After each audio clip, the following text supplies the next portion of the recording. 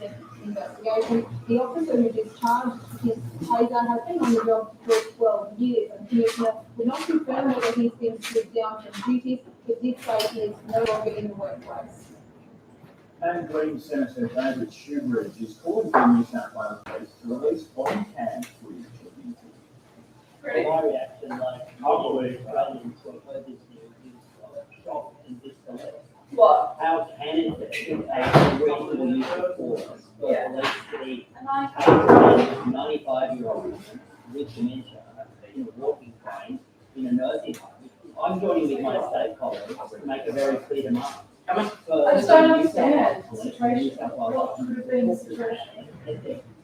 I guess she maybe got aggravated or something. She's 95. I don't think she would. Public have a right to know what the police do. Yeah, I don't think she would be able to. I think the police would not go out. Probably would like actually say death threats and stuff. Like you can't take it seriously.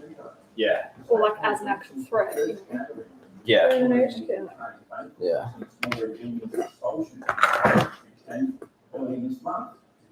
Shall I bring it further towards the end?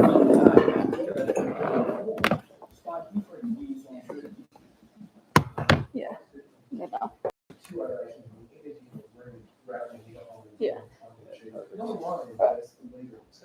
Benwell pal.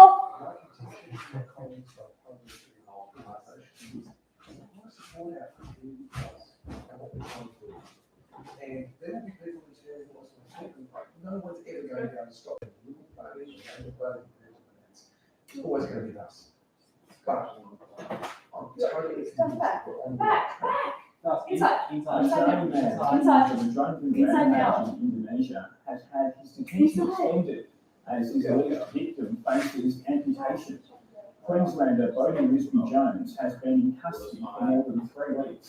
Negotiations to free him without charge have reached a stalemate. Out of hospital and now back on Single Island, Eddie Ron is hoping to recuperate at home. He wasn't supposed to leave the hospital yet, but we wanted to go home because we thought conditioning medicines could help.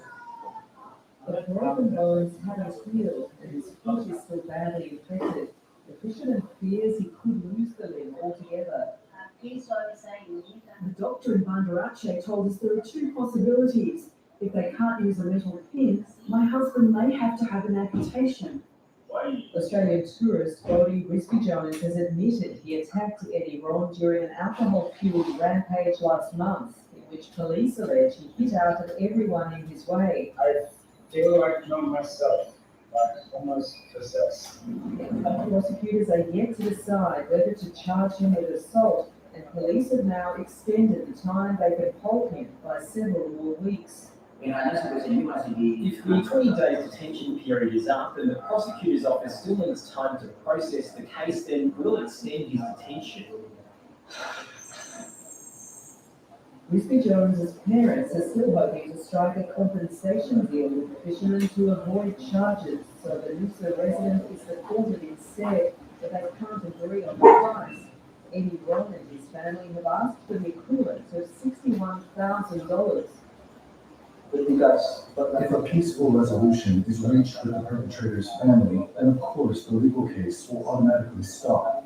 It's understood Risby-Jones's parents have balked at the amount Eddie Ron is demanding, but if his foot is amputated, he'd be permanently disabled, making it harder for him to work and increasing his medical bills, meaning more compensation. Bodie Risby-Jones could remain in limbo for a long time. Anne Barker, ABC News. A Sydney family is devastated following the execution of a relative in Iran. Majid Kazemi is one of 3 men to be executed following anti-government protests last year. The Iranian judiciary had implicated him in the death of 3 members of its security forces during those protests. Timran Gill takes us through the details of the execution and the response. Iran's judiciary made a statement on Twitter which confirmed that Majid Kazemi, Saleh Mirhoshmi and Saeed Irudi were executed in the city of Isfahan on Friday. The executions have brought the toll to at least 7 protesters who have been hanged since the beginning of the nationwide protests, which began last August and has turned into one of the boldest challenges to the clerical leadership since the 1979 revolution. The protests were ignited by the death of 22-year-old Mahsa Amini, an Iranian Kurdish woman, while she was in the custody of Iran's morality police in September of last year. Leading up to their imminent execution, the 3 men actually appealed for public support on Wednesday with a handwritten note, which went viral on social media and read, "Don't let them kill us, we need your help." The note, which went viral, drew local and international appeals to halt the executions. And as we've just been seeing, there's been rallies of support of the men here in Australia. Yes, well, I spoke with Perth-based Iranian-Australian activist Dr. Nassim Salakshani, who said the Australian-Iranian community is still in shock following the fast-tracked trials of the 3 men. Majid Kazemi's cousin, Mohammed Hashmi, who is based in Sydney, has been campaigning for months to save his cousin from death row. He had recently told the ABC that there had been 2 public protests outside the jail, with the most recent one forcibly shut down by the police. The community in Australia had also gathered in solidarity in recent times. Do you expect to see more protests following these executions? While street protests have already broken out in Isfahan, the capital city of Tehran, and a few other cities after the executions were announced, according to videos that have been posted on social media. In Australia, people will be gathering in Victoria Park in Sydney this afternoon, at Barrack Square in Perth from 11 a.m, and at numerous other cities across the country. So far, the executions have also been condemned by Australian politicians, including Penny Wong and Jordan Steele-John, who took to Twitter to convey their condolences and express their solidarity. Recovery efforts are underway in Italy after floods and landslides devastated the country's north. At least 14 people have been killed and more than 15,000 forced to flee their homes. The heavy rains followed months of drought, which authorities say dried out the land, reducing its capacity to absorb water. More than 15,000 people have been forced to evacuate, and many are still locked in their homes with no electricity. Some flood victims have taken shelter in a national museum. Hi, how are you? I am among the luckiest, maybe. I still have a home, but there are people who have lost everything. They don't know what to do to make us feel good.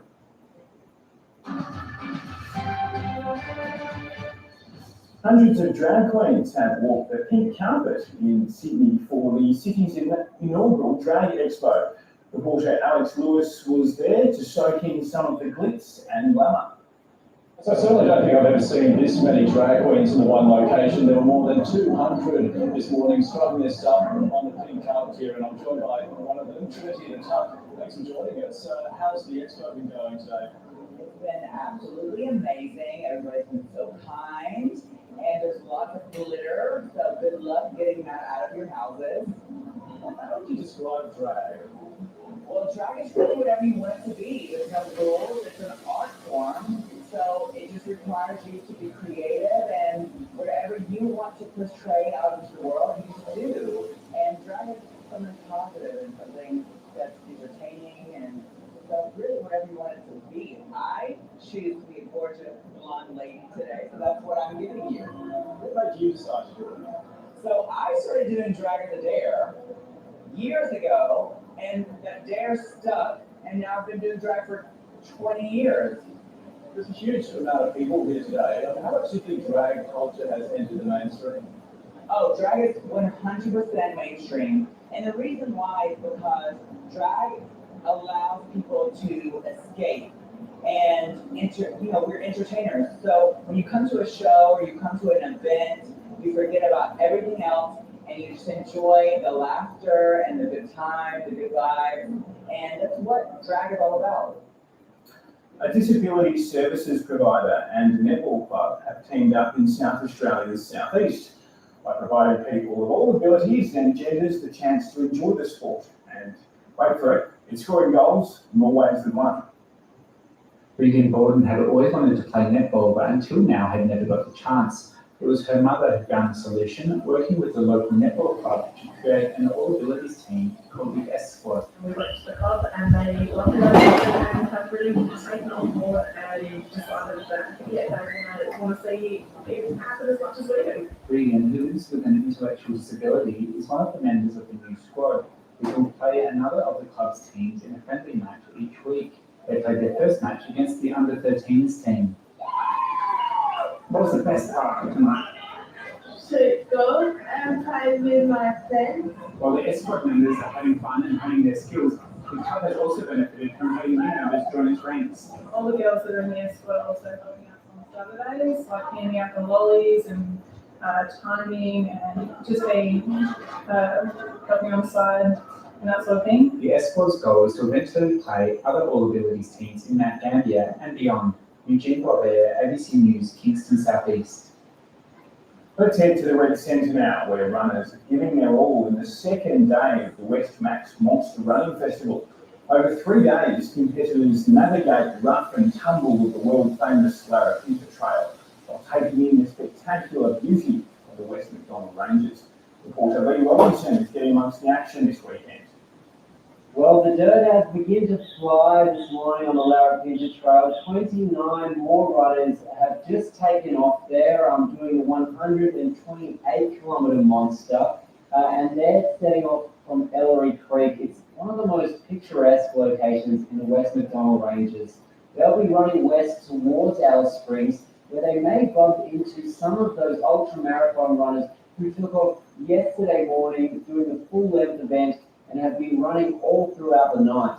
Now, it got pretty chilly overnight here in Central Australia, down to 3 degrees. So let's hope those runners remember to pack their warm clothes. Thankfully, clear skies are expected for the rest of the weekend. It's some great weather to be doing some trail running.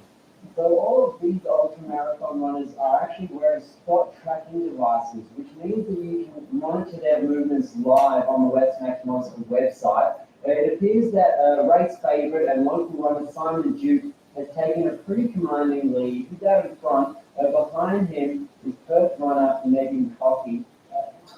We're taking you live now to Hiroshima in Japan, where the Prime Minister Anthony Albanese and US President Joe Biden are speaking.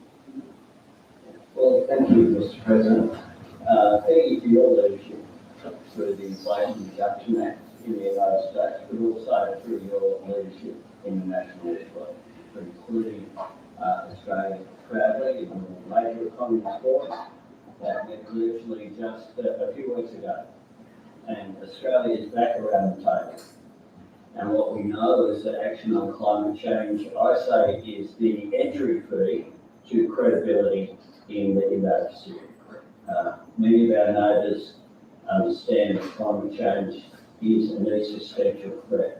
And what we understand is that it's an important component of our national security, and that's why it is an important component, an essential part of our lives. And I thank you for the work that you're doing with us in cooperation, and this is a further step forward today. You're a great partner. We're going to sign these and then ask you to leave, and we'll just reset the room and come back in and have opening statements. And so please don't hurt each other going out. All right. There you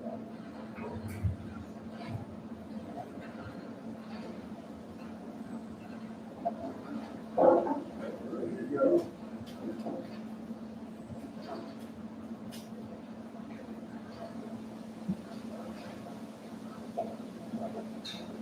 All right.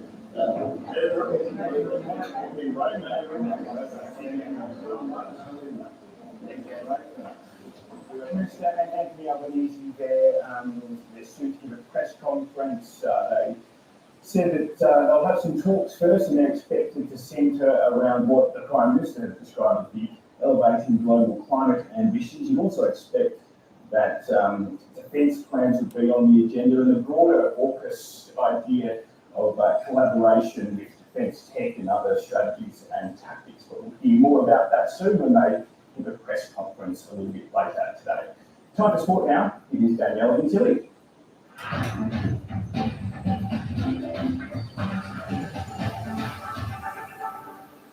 Parramatta has thrashed South Sydney by 20 points in the NRL's Indigenous round at the Sydney Football Stadium. Mitch Moses, Dylan Brown and Bailey Simonson starred against the heavyweights. Moses set up 4 of Parramatta's 6 tries, while Simonson scored a double as the Eels scored a 36-16 victory. The result ends the Bunnies' 6-game winning run and sees Penrith reclaim top spot on the ladder. It's South Sydney's first loss in almost 2 months. St George Illawarra ended a turbulent week with a dramatic 24 points to 22 victory over the Roosters at Cobra Oval. The Dragons sacked coach Anthony Griffin on Tuesday and responded by winning their 3rd game of the season thanks to a last-minute try from Matthew Feeney on the last play. Roosters forward Victor Radley faces up to 4 weeks on the sideline after he was charged with a Grade 1 striking offence. It's a 3rd straight loss for the Roosters. Port Adelaide has jumped to 2nd spot on the AFL ladder with a stunning 4-point win over Melbourne. Port, known by its Indigenous name Yadabulti for the Sir Doug Nicholls round, trailed Melbourne's Narm by 17 points in the 3rd quarter, but fought back to win 11 goals, 14-80 to 11-10-76. Zach Butters kicked 2 goals and gathered 41 disposals. Power trailed in the dying minutes, but Connor Rosie snapped the winning goal to make it 7 straight wins. Port also takes 2nd spot on the ladder from the D's ahead of the weekend games. The Queensland Reds have fallen to a 19-point Super Rugby Pacific defeat to the Blues at Brisbane's Lang Park. The Reds trailed by just 3 points at half-time, but the Auckland-based side kicked away in the second half to record a 45 points to 26 victory. The win puts the Blues in the top 4. The loss keeps Queensland in 7th, although wins from the Western Force and Fijian Drua could drop the Reds out of the 8. Melbourne City has progressed to a historic 4th consecutive A-League men's grand final. City thumped a 10-man Sydney FC 4-0 and 5-1 on aggregate in the second leg of their semi-final clash at Angley Park. Sydney's Max Burgess was sent off 20 minutes into the contest, after which the hosts ran rampant. Goals to Curtis Good, Marco Tilio and Richard Vanderven and Jack Rodwell's own goal sealed a 10th successive victory. City will play the winner of tonight's clash between the Central Coast and Adelaide United. Colombian Ana Rubio has won a shortened stage 13 of the Giro d'Italia after organisers were forced to change the route due to bad weather. He delivered a perfectly timed sprint in the final kilometre to earn his first Grand Tour stage win from Frenchman Thibaut Pinot. Welshman Geraint Thomas kept the race leader's pink jersey with a 2-second lead. Taking a quick look at tomorrow's forecast for the capital cities, it will be sunny in Brisbane, mostly sunny as well in Sydney, cloudy in Canberra, chance of a shower in Melbourne and in Hobart as well. A rainy day for Adelaide, mostly sunny in Perth, and a sunny day in the top end in beautiful Darwin. That's the latest from ABC News. Remember, you can keep up to date with all the news at news.abc.net.au and of course on ABC iView. I'm Lance Briller. Stay with us. India Now is up next.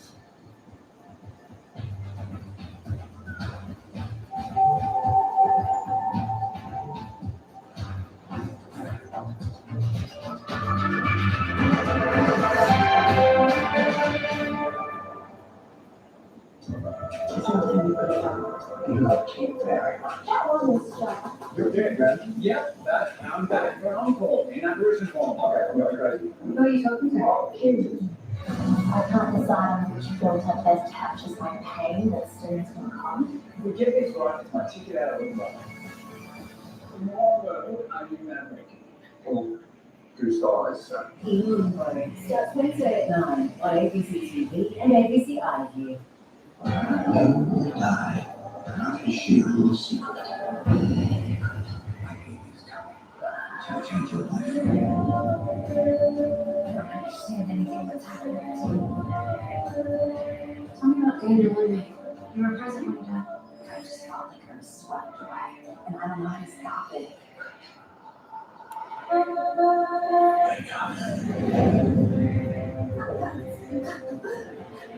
What's happening? It was way back in your Chinese. Do you know this place? That house is famous for its riches. I will explain everything.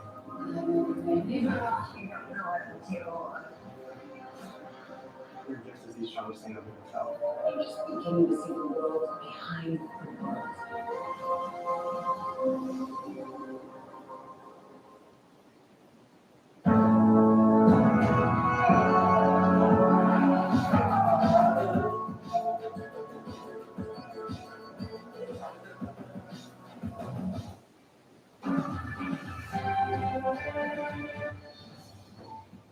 Welcome back to ABC News. We're going to take you to Hiroshima in Japan now, where Prime Minister Anthony Albanese and US President Joe Biden are meeting on the sidelines of the G7 summit. All the types have had important outcomes with the agreement that we've just signed, the statement of intent. And I want to say that I appreciate very much the issue that I raised with you in San Diego has been progressed with your support for Congress ensuring that Australia is a domestic source under the Defence Production Act. That's really important. I went to the UK recently for the coronation and went up to Barrow to look at the nuclear powered subs that are being built there. And AUKUS is progressing between our three countries as well. And it's important that we progress Pillar 2 as part of that implementation. I was saddened that you were unable to come down next week, but I understand the circumstances that you're dealing with, and I would have done exactly the same thing. All politics is one of them, as you and I both understand. And I look forward sometime in the future to you visiting. You would always be a very welcome visitor in Australia, as you have been in the past as Vice President. And I'm very much looking forward to the state visit as well, as is Jody. We're really looking forward to visiting DC and to continue to build on the relationship that just goes from strength to strength. It has, in all politics, maybe local, but friendship is permanent. Absolutely. Thank you. Thank you. Thank you all. Mr. President, how concerned are you about the death tax at home? Not at all.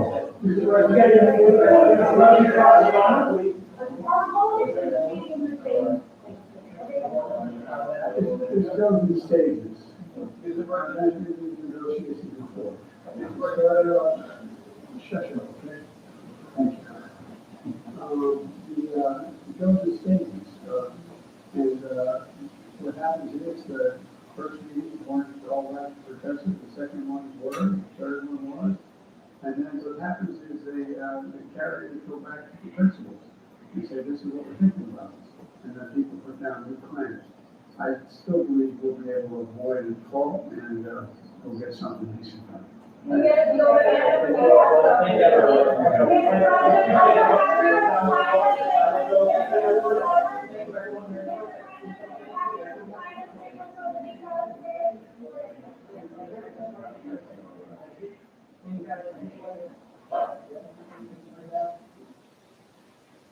The US President, that was the US President Joe Biden with our Prime Minister Anthony Albanese. Of course, as Prime Minister mentioned there, the US President opted not to travel to Australia after this summit. He's returning to the US due to the escalating debt crisis there. The Prime Minister did mention that actually. He said he was saddened by that news, but he would have done the same thing, saying that all politics is local. He also said, I think before we joined there, that a lot of these discussions will revolve around the AUKUS partnership and the broader collaboration between both nations' defences. And it's also expected they'll discuss in detail both nations' plans around the climate emergency and plans to alleviate those issues as well. So hopefully they'll give a more extensive press conference later on. Joe Biden there wasn't really drawn on questions about his country's debt crisis, but hopefully, as I said, we'll hear from them a little bit later as well. As we've been reporting though, the President was due to travel to Australia no longer do that. And I think the Prime Minister there mentioned as well that he was looking forward to travelling to DC with his partner Jodie Hayden. Mark Kenny from the ANU's Australia Studies Institute believes China would be welcoming cancellation of the President's trip. Let's hear from him. I think they'll be viewing it with a degree of delight, frankly. We know about that sort of Sino-Soviet arrangement that's reached in the Solomon Islands in the election campaign here in Australia. We know about China's use of its economic power to give loans and to provide assistance and aid to the Pacific Islands. And America and Australia and other Western countries were looking to counterbalance that. And I think it was in that context, obviously, that the PNG visit, the first ever by a US president to PNG, came about. And the fact that it's now not happening, that it's a real blow to PNG, but it's also a blow, I think, to the efforts to have the US really sort of actively re-engage. Now, they'll obviously try and get around this, and there'll be some other measures, one imagines, that will be taken in the aftermath of this moment to sort of, kind of put a bit of energy back into that re-engagement. But at the moment, I think from China's point of view, they'll just be looking at it and saying, well, we're doing what we're doing, and the US, which doesn't actually, we need to remember, doesn't actually live in this region, in the Indo-Pacific. The US is, struggling to do it. And those talks on raising the debt ceiling in the United States have stalled as the US government heads towards default. Republican House Speaker Kevin McCarthy says it's time to pause the negotiations, while the White House says there are real differences. Republicans are demanding deep spending cuts before they'll agree to raise the debt ceiling. The US Treasury says its cash reserves are dwindling and it could run out of money to pay its bills by June.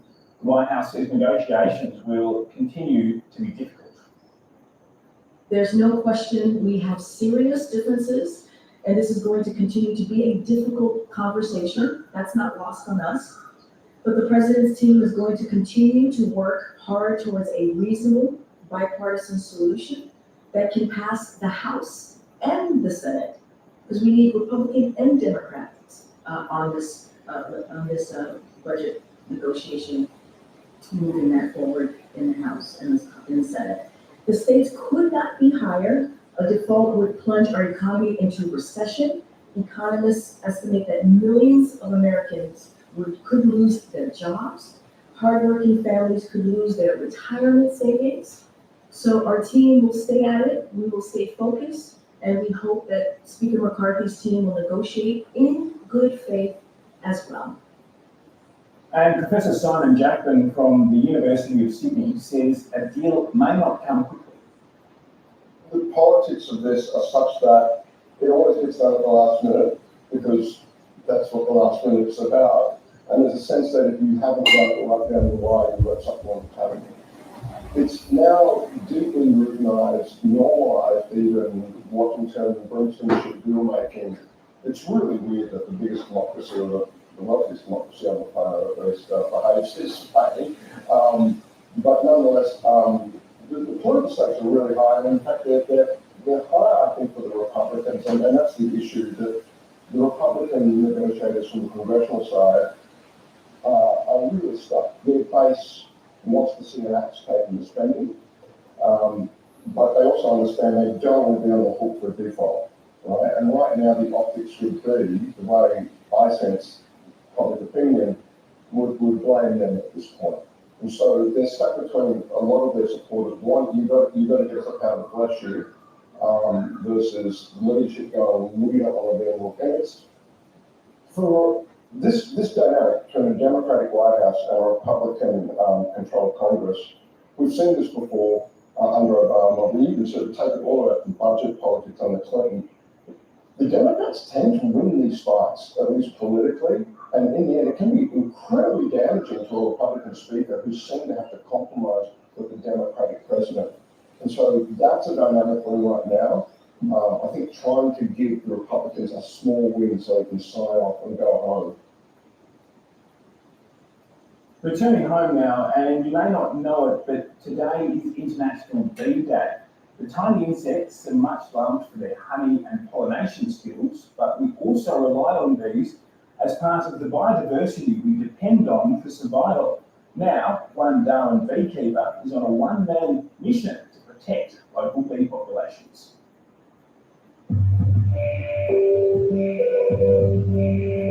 I'm Barry Connolly. I live in Vienna and Darwin, and I keep stingless bees. I have around about 20 hives, 3,000 bees in a hive, that's 60,000 bees. I didn't choose the bees chose me. In fact, the first colony I had was an empty drink can. Writing a hive has been very challenging. It's a bit like Thomas Edison with his light. He tried hundreds and hundreds of times, and people said he failed. He said, no, I've learned what you can't do. Now, I've learned a lot of things that you can't do. Wow, that's pretty good. The stem bees produce honey, not as much honey as the honeybees. Our bees, they're brooded in little pots. Throughout the world it's called pot honey. In Australia it's called sugar bag. Fantastic to see. This is fantastic species. You can actually see them coming and going a lot easier. The stemless bees, honey, the flavors come from the different species, comes from the flowers they go to, and comes from the resin coatless cotton seed. And that's a fruit cut with the influence of honey. And honey comes from the flowers, almond.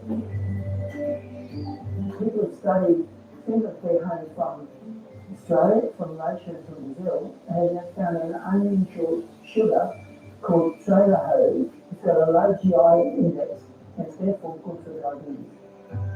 What I advise people, if they want to bees, grow lots of flowers in the bees like, and once you're growing on the flowers in the bees like, have boxes or containers for the bees to go in.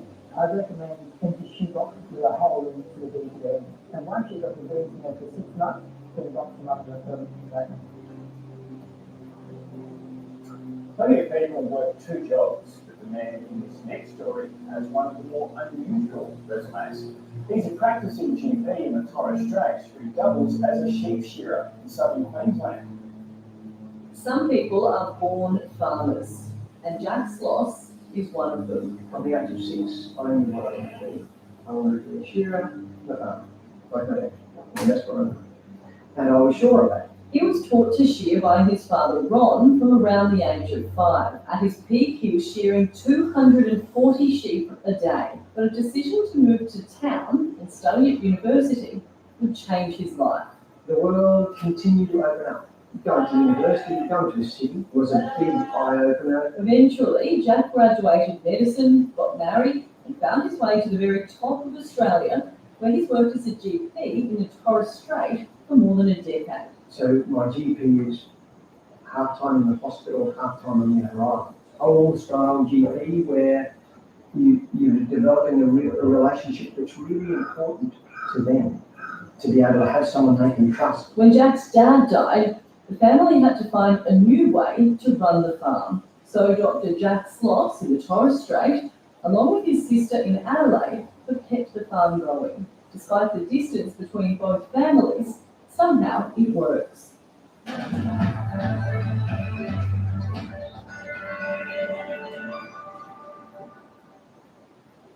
Let's have a look at the weather now. And on the satellite, cloud in the southeast is bringing showers to Victoria, western Tasmania, and some coastal areas in South Australia. A high pressure system is keeping other parts of the country dry and mostly clear, bringing chilly temperatures to New South Wales and the interior. Looking around the country for tomorrow, Queensland will be sunny and cool across the south and northwest, scattered cloud and warm for the northeast.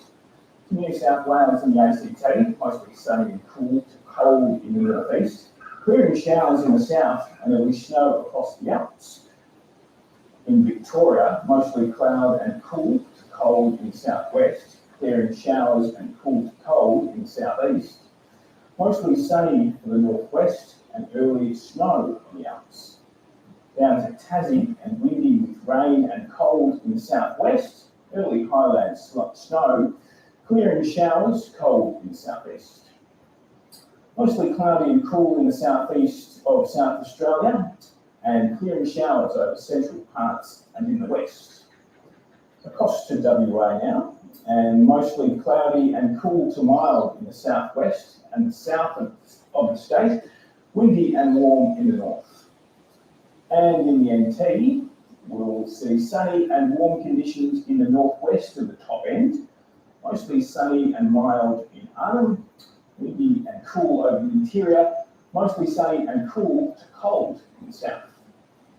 Looking ahead to the national capital cities, Brisbane will be mostly sunny.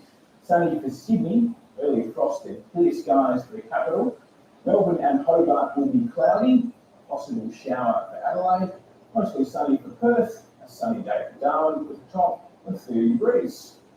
That's the latest from ABC News. I'm Elias Fuller. Thanks for joining us.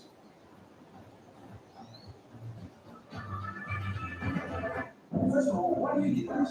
What, because someone thinks you're here? I'm Ed. You're on my list. No, creepy. History. Yeah, me too. You're the least likely savior I've ever met. You couldn't even save yourself. This is who I'm meant to be. I am a messenger. It's a messenger. Stream the entire series for free now on ABC iView. I ask the questions, you answer the questions. Anything that can't be verified, I send to my research. So, Mr. Dulac, how long have you been dead? Let me introduce you to Mr. Lestat de Leoncourt. I've been watching you for some time now. I was being hunted. That's 5, 5, 6. I lay down with the devil. He was my murderer, and I did. Embrace what you are. You are a killer.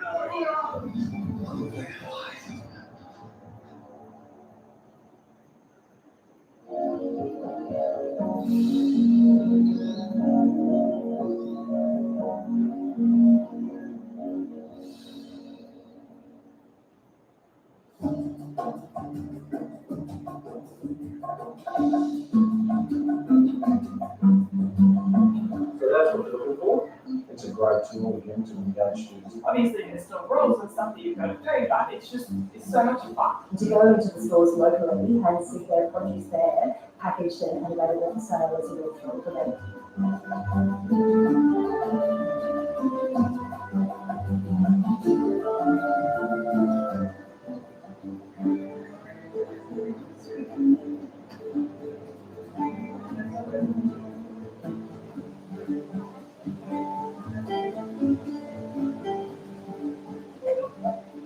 It's a high school education that looks a little different from most. Make sure you're sending the soft stuff. I'm just doing the soft stuff. See that's not okay. No error. Just get rid of that. There isn't a screen or device in sight. Here, the farm is the classroom.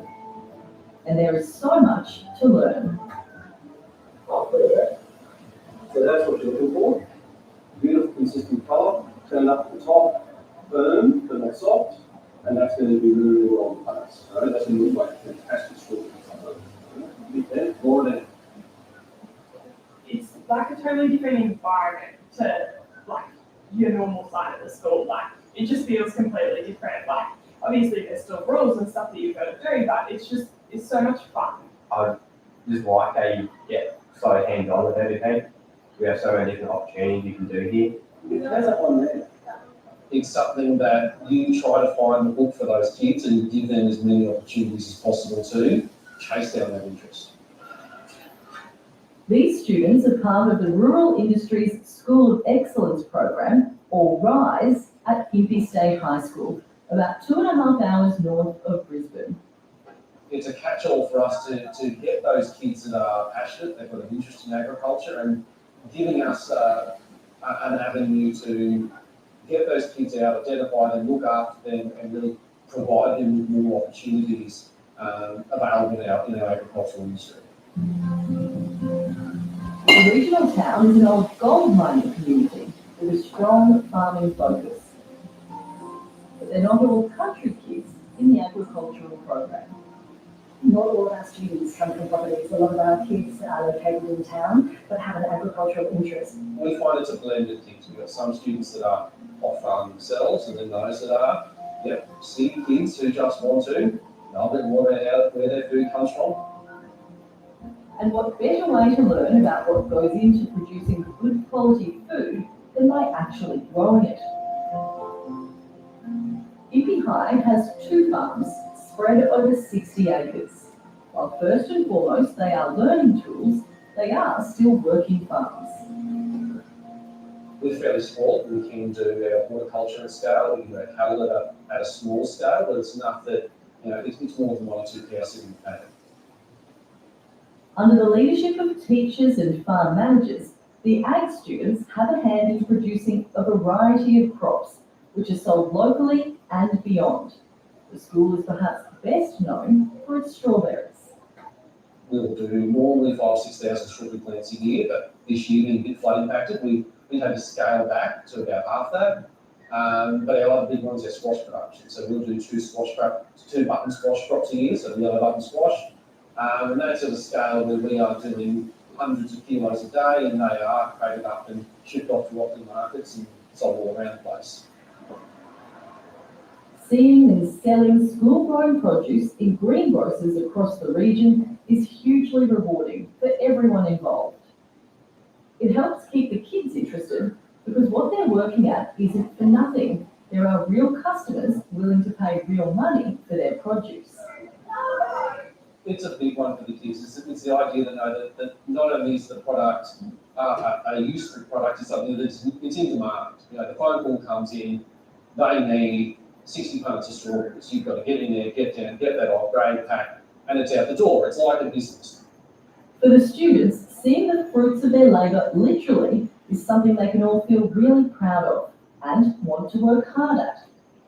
You see it from the moment when the kids come around to staff rooms at school, selling their produce, the pride that they have in recommending the strawberries or the sugar snap peas or whatever it might be that they're selling. And to go into the stores locally, to some farmers, some gingers, etc., and see their produce there, packaged and available for sale is a real thrill for them. There are also the financial incentives.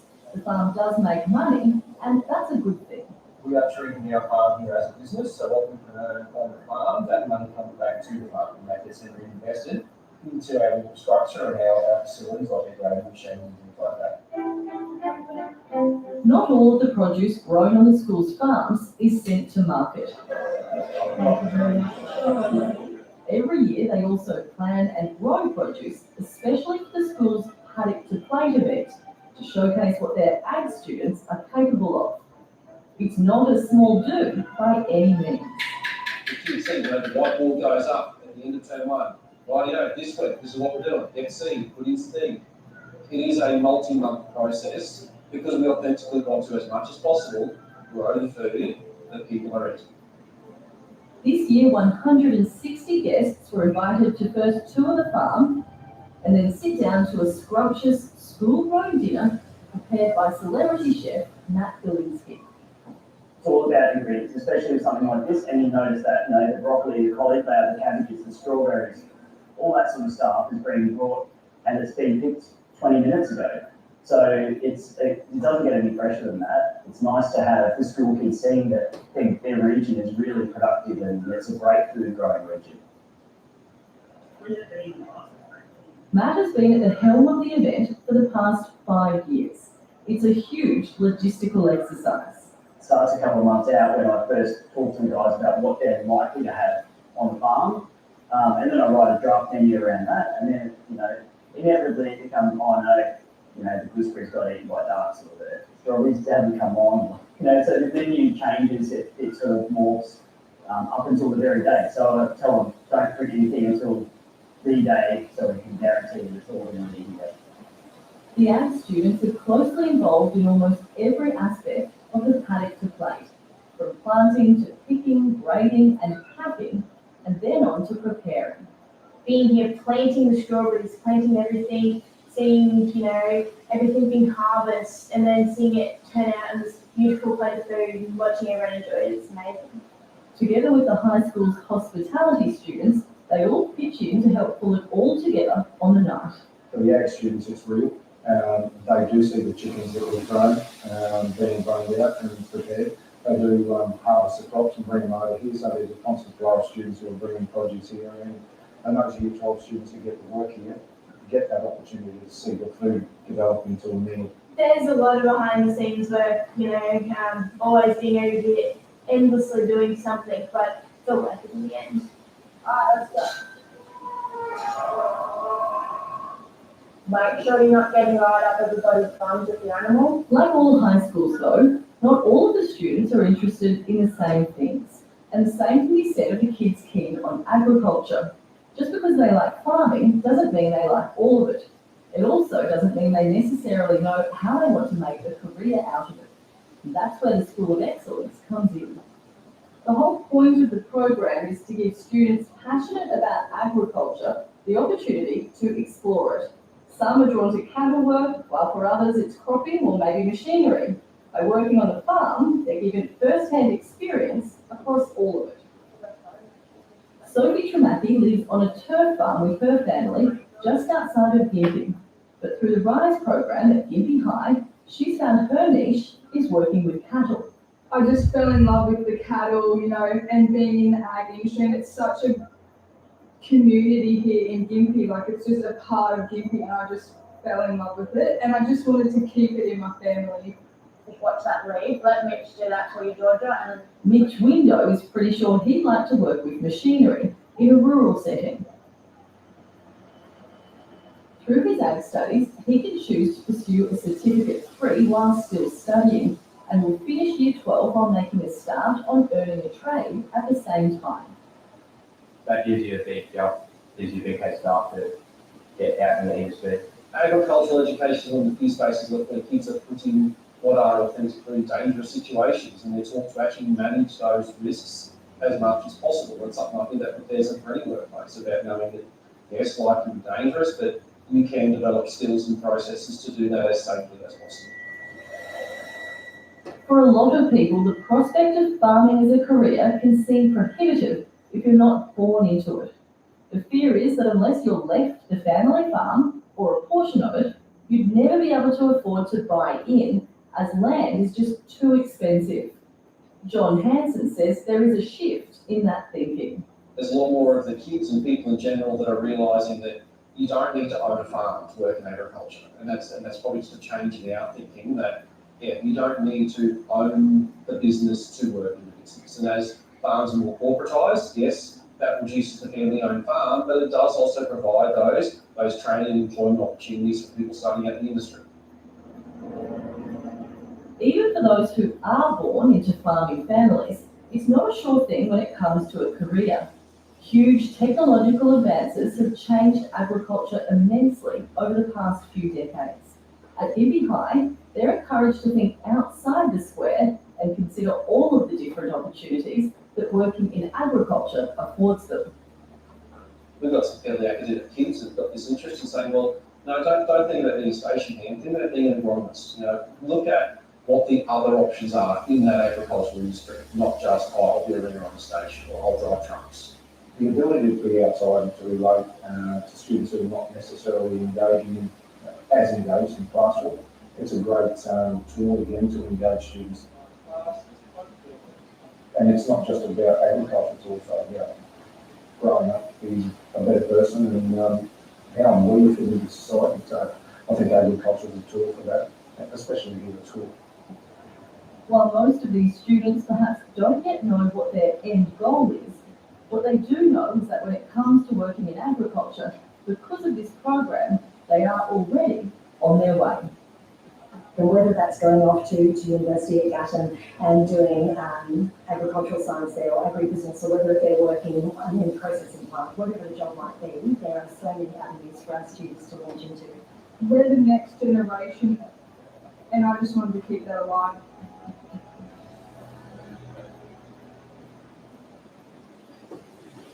From its ocean giants to the tiniest workers, Ningaloo's biodiversity is a complex web of connections. This is one of the pivotal places of Andaman puzzle. Tuesday, hitch a ride with acclaimed author Tim Winton to witness the majestic, the ancient, Ningaloo's first peoples live rich, sophisticated lives. and the downright dangerous. It's a rodeo. Ningaloo, Tuesday on ABC TV and ABC iView. I ask the questions, you answer the questions. Anything that can't be verified, I send to my research. So, Mr. Dulac, how long have you been dead? Louis, let me introduce you to Mr. Lestat and Leon Core. I've been watching you for some time now. I was being hunted. That's 556. I lay down with the pen. He was my murderer, and I think Embrace what you are. You are a killer.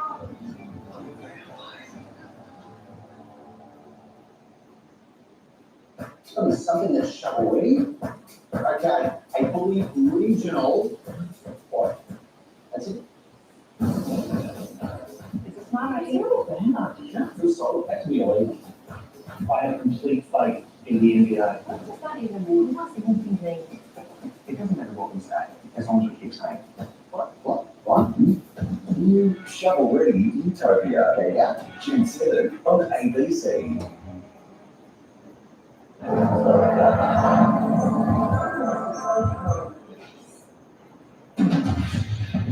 World leaders are in Japan for the G7 and the Prime Minister meets on the sidelines for talks with the US President.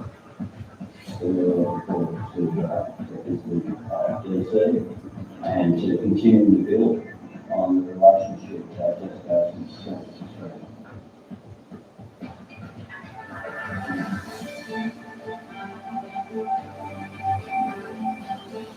Police investigate the cause of a fire that engulfed a caravan in Brisbane's west, which left 2 people dead. Any loss of life, it's sad to lose 2 people in this way, it's very sad.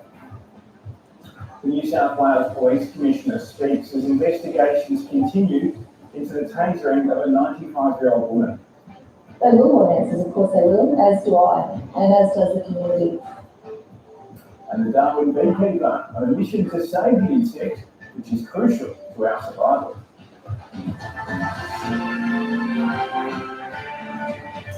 Hello and welcome to ABC News. I'm Elias Kula. Anthony Albanese and Joe Biden are holding a bilateral meeting on the sidelines of the G7 summit in Hiroshima. The Australian and US leaders signed an agreement to advance climate and clean energy action between the 2 nations. Albanese is also expected to meet with the US, Indian and Japanese leaders in a quad meeting after the leaders' summit scheduled for Sydney next week was cancelled.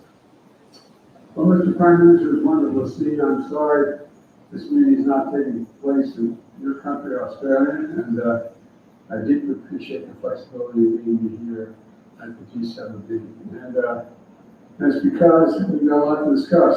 Together, we've delivered historic year for both of us. It's between our leaders, between Australia and the United States. In March in San Diego, we stood together, and Prime Minister Sunak, who was also here on my dad, to announce a generational commitment to shared security through our AUKUS trilateral partnership. Australia and the United States have stood together to defend our shared domestic values, including supporting the people of Ukraine as they defend themselves against Russian aggression. Together, we've expanded our cooperation across a range of challenges, from space to emerging technologies, while advancing our shared vision to a free, open, and secure Indo-Pacific. And we're launching a new joint initiative to accelerate the transition to clean energy, including by building more resilient critical mineral supply chains. This is a huge step from my perspective, a huge step forward in fight against the climate crisis. And I want to thank you for your strong leadership and your partnership in this challenge. I look forward to our conversation today and hosting you for an official state visit this year in Washington, D.C. And again, I truly apologize to you for having you to come here rather than me being in Australia. But we have everything going on at home. So thank you very much. I look forward to you. Well, thank you very much, Mr. President. And certainly, I understand the circumstances that led us to hold the Sydney Quad meeting in Hiroshima later this evening, but also to catch up with our bilateral that we had scheduled for a few days' time. We appreciate the alliance as our most important relationship. And today what we've done is add a new element to that alliance. clearly, unequivocally, climate action. Because climate action, of course, is a national security issue. And it is good that we've been able to show the nature of the climate is that it's a pragmatic error, which is about outcomes. And we're getting those outcomes, I'm sure, will be successful later today. But also we've had important outcomes with the agreement that we've just signed, the statement of intent. And I want to say that I appreciate very much the issue that I raised with you in San Diego has been progressed through your support for Congress ensuring that Australia is a domestic source under the Defence Production Act. That's really important. I went to the UK recently for the coronation and went up to Barrow and looked at the nuclear powered subs that have been built there. And AUKUS is progressing between our three countries as well. And it's important that we progress Torture as part of that implementation. I'm saddened that you are unable to come down next week, but I understand the circumstances that you're dealing with, and I would have done exactly the same thing. All politics is vital, as you and I both understand, and I look forward sometime in the future to you visiting. You would always be a very welcome visitor in Australia, as you have been in the past as Vice President. And I'm very much looking forward to the state visit as well, as is Jody. We're really looking forward to visiting DC and to continuing to build on the relationship that just goes from strength to strength. It has, in all politics, we local, but friendship is permanent. Absolutely. Thank you. Thank you. The Prime Minister Anthony Albanese with the US President in Hiroshima there. Police are investigating the deaths of two people inside a caravan fire at Upper Brookfield in Brisbane's west. Crews were called to a property at around 4:30 this morning, with the caravan fully engulfed in flames. Reporter Alex Brewster was at the scene.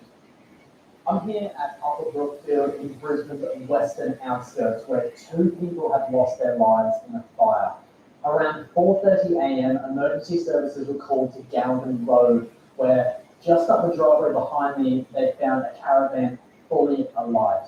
Multiple fire crews worked to extinguish the blaze, but the caravan was completely destroyed and the roof caved in. Inside, they found the bodies of a man and a woman. Now, police believe they may have been here attending the Brookfield show and don't know how old they are yet.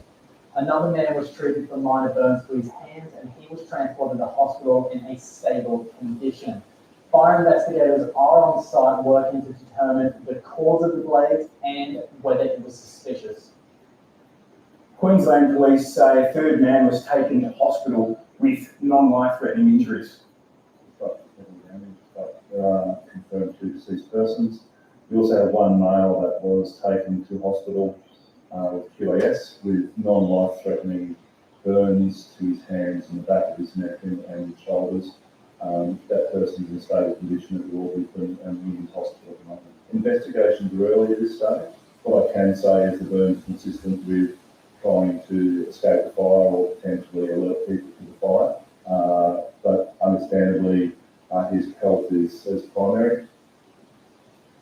The New South Wales Police Commissioner has spoken for the first time since a 95-year-old great-grandmother was tasered by officers in a South Coast aged care home. Reporter Leah Harris has the details. New South Wales Police Commissioner Karen Webb has promised a thorough investigation into what happened to Claire Nowland, a great-grandmother who was tasered by police in her nursing home on Wednesday. The Commissioner today said Ms Nowland remains in a critical but stable condition, surrounded by her family in Cooma Hospital. Ms Nowland has dementia, was living at Yallambee Lodge in Cooma when staff called police reporting that she was holding a knife. When police arrived, they say Ms Nowland was advancing towards the officers slowly, using her walking frame and holding a serrated knife when an officer tasered her. She fell and hit her head and was taken to hospital in a critical condition. The Commissioner today conceded it was unusual for police to be called to a nursing home to deal with a dementia patient, but will not go into why the officer may have used his taser. Ms. Nowlan is well known in the local community and celebrated her 80th birthday by skydiving over Canberra. She has 8 children, 24 grandchildren, and 31 great-grandchildren. The police commissioner today defended her decision to not have spoken publicly before today, saying that she spent yesterday with Miss Nowlan's family in hospital. There is a need, with immediate need, that the family will notify first, and that's respect for the family. They've got a big family that is dispersed around New South Wales and other places, and that took some time. The Assistant Commissioner Cotter is in charge of this investigation, and he is the designated officer, so it's appropriate for him to talk to the facts that we know so far. And as I said, I sat with the family yesterday in Cooma, so it's appropriate that I talk to you today about what we are now dealing with, and that is really the question of why, and we all want to know why. The Commissioner said that the detectives are already on the ground in Cooma investigating how this incident has happened as they conduct that critical incident investigation. The officer who discharged his taser has been on the job for 12 years, and the Commissioner would not confirm whether he's been stood down from duties, but did say he is no longer in the workplace. And Green Senator David Shoebridge is calling for the New South Wales Police to release body cam footage of the incident. My reaction, like millions of Australians who have heard this news, is of shock and disbelief. How can it be a reasonable use of force for police to be tasering a 95-year-old woman with dementia in a walking frame in a nursing home? I'm joining with my state colleagues to make a very clear demand for the New South Wales Police and the New South Wales Government to talk to the family, get their consent, and then release both the body cam video and the video that the taser produces. The public have a right to know what the police did, and this cannot be hidden in a police investigating police private inquiry. Supporters of expelled Victorian Liberal MP Moira Deeming have interrupted a Liberal Party conference booing the opposition leader John Pesutto. The state conference is the first gathering of the Victorian Liberal Party faithful since Moira Deeming's expulsion from the parliamentary team earlier this month. Mr Pesutto says he's working to bring his party together for a common cause, despite differing views on certain issues. I sit next to two ovations and the energy in the room rallying behind what I'm trying to achieve. Not alone, but as the leader of the team. My contention to my colleagues, both parliamentary and organisational, is I want to support our community for us and what we're trying to do. And there will be people internally who want to talk, and no one's ever going to be able to stop that in the Liberal Party, the Labor Party, the Greens, it's always going to be us. But I'm totally convinced that we're on the right track. An Australian man accused of a drunken rampage in Indonesia has had his detention extended as his alleged victim faces amputation. Queenslander Bodie Risby-Jones has been in custody for more than 3 weeks, but negotiations to free him without charge have reached a stalemate. Out of hospital and now back on Similar Island, Eddie Ron is hoping to recuperate at home. He wasn't supposed to leave the hospital yet, but we wanted to go home because we thought traditional medicines could help. The broken bones haven't healed and his foot is still badly infected. The fisherman fears he could lose the limb altogether. The doctor in Bandarache told us there are 2 possibilities. If they can't use a metal pin, my husband may have to have an amputation. Australian tourist Bodie Risby-Jones has admitted he attacked Eddie Ron during an alcohol-fueled rampage last month, in which police allege he hit out at everyone in his way. I feel like not myself, like almost possessed. And prosecutors are yet to decide whether to charge him with assault, and police have now extended the time they can hold him by several more weeks. If the 20-day detention period is up and the prosecutor's office still needs time to process the case, then we'll extend his detention. Risby-Jones's parents are still hoping to strike a compensation deal with the fishermen to avoid charges, so the Noosa resident is deported instead. but they can't agree on the price. Eddie Ron and his family have asked for the equivalent of $61,000. If a peaceful resolution is reached with the perpetrator's family, then of course the legal case will automatically stop. It's understood Risby Jones's parents have balked at the amount Eddie Ron is demanding, but if his foot is amputated, he'd be permanently disabled, making it harder for him to work and increasing his medical bills, meaning more compensation. Bodie Risby Jones could remain in limbo for a long time. Ann Barker, ABC News. A Sydney family is devastated following the execution of a relative in Iran. Majid Kazemi is one of 3 men to be executed following anti-government protests last year. The Iranian judiciary had implicated him in the death of 3 members of its security forces during those protests. Simran Gill takes us through the details of the execution and the response.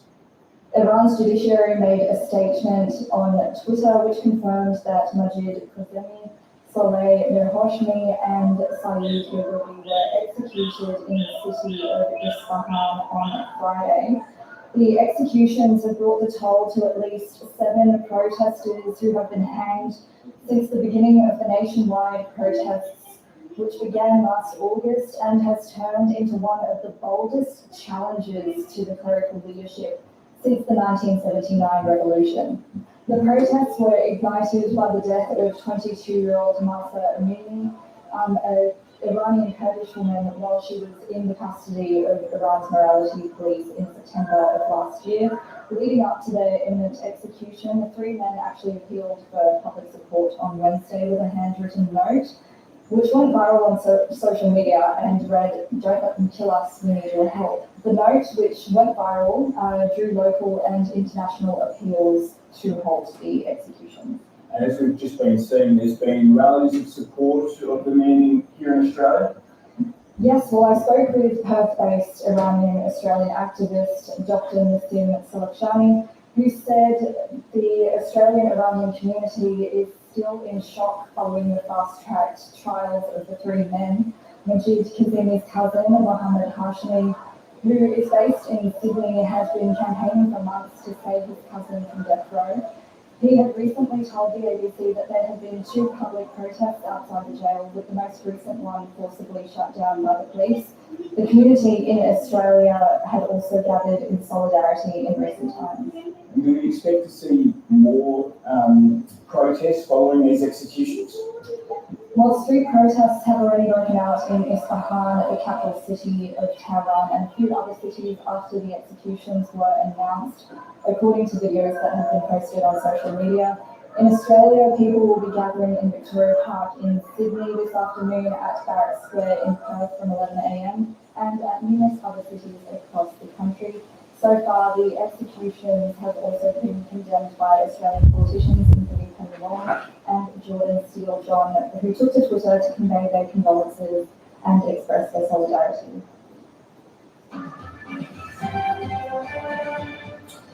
Thousands of festival heads are expected to descend on Darwin for the annual Base in the Grass Festival. It's the 20th anniversary of the beloved Territory institution, and our reporter Lily Langea is soaking up the atmosphere in the shades as well, looking very cool. Lil, how is today shaping up so far? Well, the sun is shining, it's hot, but there's also a bit of a breeze for keeping you cool, and it's shaping up to be an amazing day today. As we said, it's the 20th anniversary of Base in the Grass, and over its lifetime, it's supported a variety of Australian acts. Today is no different, with Guy Sebastian expected to take to the main stage, along with Angus and Juliet Stone, Amy Shark and Tones and I. Those are the likely acts you can expect to see today. Now, over a 20-year history, it's drawn a variety of both punters and artists to the top end over and over, including Julian Hamilton from the Free Set. I spoke to him yesterday, and he said the Darwin crowd always brings something different.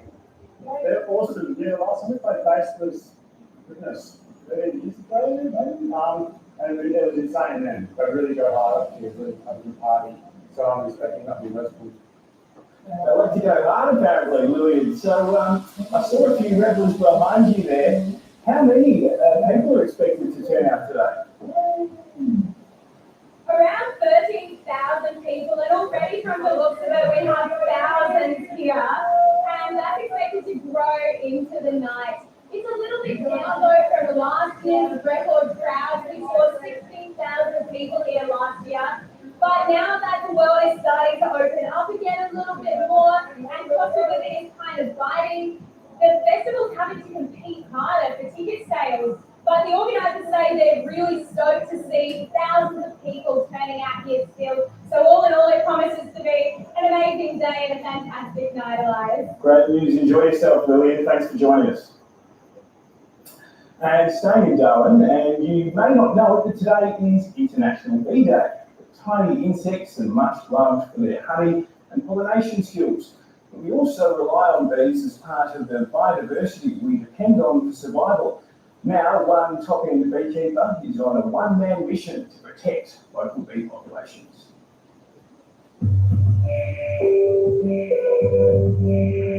I'm Barry Conley. I live in Yama in Darwin, and I keep stingless bees. I have around about 20 hives, 3,000 bees in a hive, that's 60,000 bees. I didn't choose the bees chose me. In fact, the first colony I had was an empty drink can. Writing a hive has been very challenging. It's a bit like Thomas Edison with his light. He tried hundreds and hundreds of times, and people said he failed. He said, no, I've learned what you can't do. Now, I've learned a lot of things that you can't do. Wow, that's pretty good. Stingless bees produce honey, not as much honey as the honeybees. Our bees, they're brooded in little pots. Throughout the world, it's called pot honey. In Australia, it's called sugar beet. Fantastic to see. This is fantastic species. You can actually see them coming and going like this here. The stingless bees, honey, savings come from different species, comes from the flowers they go to, and comes from the resin propolis seed. And that's the three factors that influence the honey. Whereas the honey comes from the flowers only. People have studied stingless bee honey from Australia, from Malaysia, and from Brazil, and they've found an unusual sugar called trailerose. It's got a low GI index, and it's therefore good for diabetes. What I advise people, if they want to get bees, grow lots of flowers in the bees' life, and once you've grown a lot of flowers in the bees' life, have boxes or containers for the bees to go in. I recommend empty shoe boxes with a hole in it for the bees to go in. And once you've got the bees in there for 6 months, then box them up in a permanent container. Time out for sport. Here's Daniela and Tilly.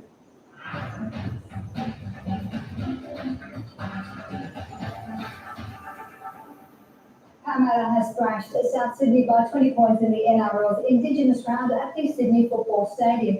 Mitch Moses, Dylan Brown and Bailey Simonson starred against the heavyweights. Moses set up 4 of Parramatta's 6 tries, while Simonson scored a double as the Eels scored a 36-16 victory. The result ends the Bunnies' 6-game winning run and sees Penrith reclaim top spot on the ladder. It's South Sydney's first loss in almost 2 months. St George Illawarra ended a turbulent week with a dramatic 24 points to 22 victory over the Roosters at Cogra Oval. The Dragons sacked coach Anthony Griffin on Tuesday and responded by winning their 3rd game of the season thanks to a last-minute try from Matthew Feeney on the last play. Roosters forward Victor Radley faces up to 4 weeks on the sidelines after he was charged with a Grade 1 striking offence. It's a 3rd straight loss for the Roosters. Port Adelaide has jumped to 2nd spot on the AFL ladder with a stunning 4-point win over Melbourne. Port, known by its Indigenous name Yalabulti for the Sir Doug Nicholls round, trailed Melbourne's Narm by 17 points in the 3rd quarter, but fought back to win 11 goals, 14-80 to 11-10-76. Zach Butters kicked 2 goals and gathered 41 disposals. Power trailed in the dying minutes, but Connor Rosie snapped the winning goal to make it 7 straight wins. Port also takes 2nd spot on the ladder from the D's ahead of the weekend games. The Queensland Reds have fallen to a 19-point Super Rugby Pacific defeat to the Blues at Brisbane's Lang Park. The Reds trailed by just 3 points at half-time, but the Auckland-based side kicked away in the second half to record a 45 points to 26 victory. The win puts the Blues in the top four. The loss keeps Queensland in seventh, although wins from the Western Force and Fijian Drua could drop the Reds out of the eight. Melbourne City has progressed to a historic fourth consecutive A-League men's grand final.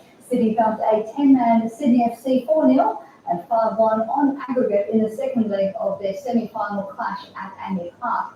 Sydney's Max Burgess was sent off 20 minutes into the contest, after which the hosts ran rampant. Goals to Curtis Good, Marco Tilio and Richard Vanderven and Jack Roddle's own goal sealed a 10th successive victory. City will play the winner of tonight's clash between the Central Coast and Adelaide United. Colombian Ana Rubio has won a shortened stage 13 of the Giro d'Italia after organisers were forced to change the route due to bad weather. He delivered a perfectly timed sprint in the final kilometre to earn his first Grand Tour stage win from Frenchman Thibaut Pinot. Welshman Geraint Thomas kept the race leader's pink jersey with a 2-second lead.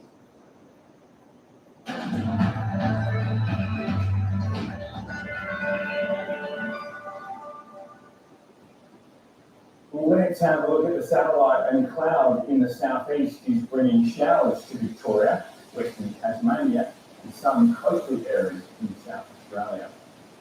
A high pressure system is keeping other parts of the country dry and mostly clear, bringing chilly temperatures to New South Wales and the interior.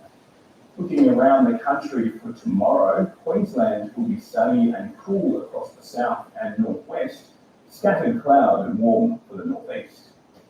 In New South Wales and the ACT, mostly sunny and cool to cold in the northeast, clearing showers in the south and snow across the Alps.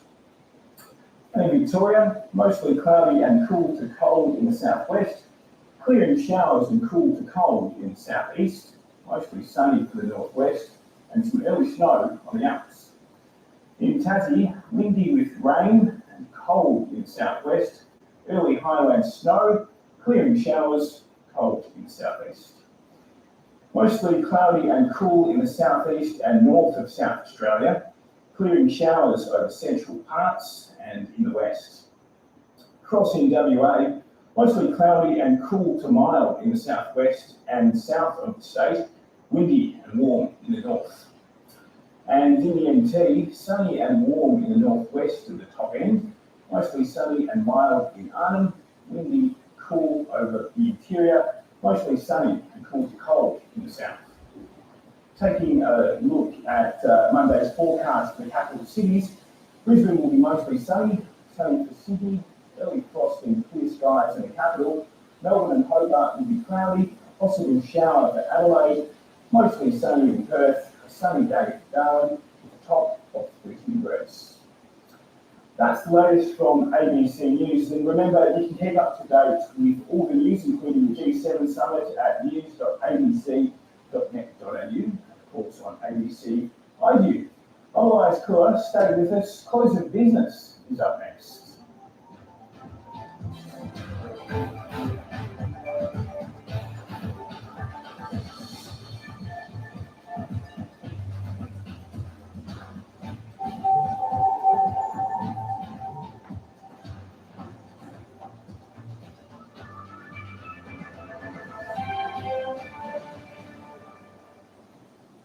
Tuesday, Kit arrived with acclaimed author Tim Winton to see the connections that sustain a natural wonder. This is one of the pivotal pieces in the Ningaloo puzzle. Ningaloo, Tuesday on ABC TV and ABC iView.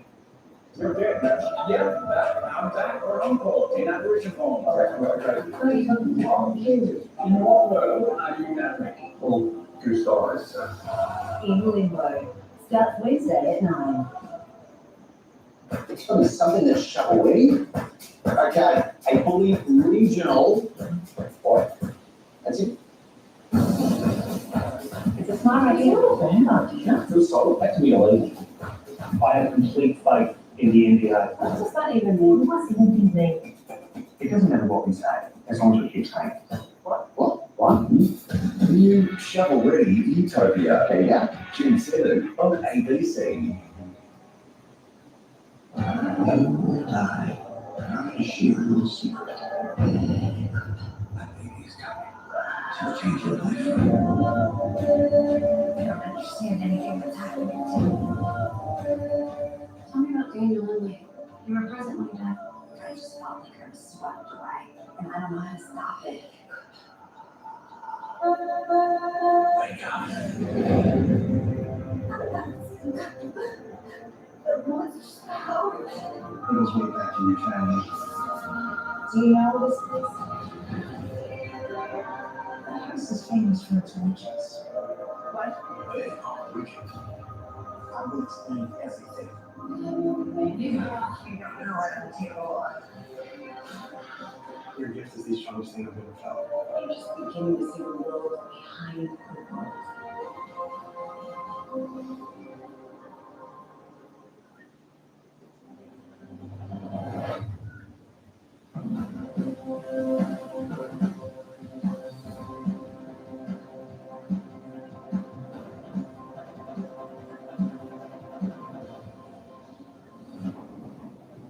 Hello, I'm Rachel Coppersody. Welcome to Close of Business. Coming up on the program, the red hot jobs market comes off the boil as the Reserve Bank considers a rate pause in June. We have expected for some time that the unemployment rate will pick up a bit as a consequence of higher interest rates.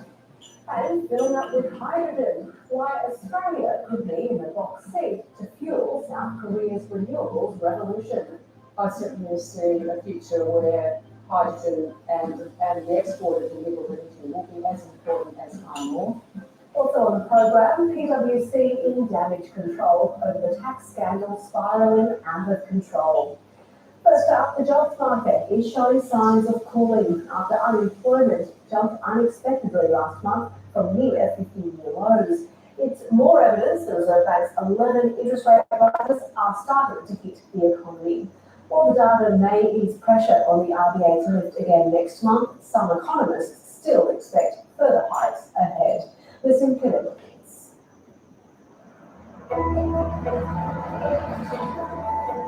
While some employers are cutting jobs, Christina Tatascore is still finding it difficult to get the right staff. She's having to put in extra hours herself to keep her salon open. It hasn't been easy at all. It's been quite a struggle for myself, and I also have a lot of people within the industry that also feel the same.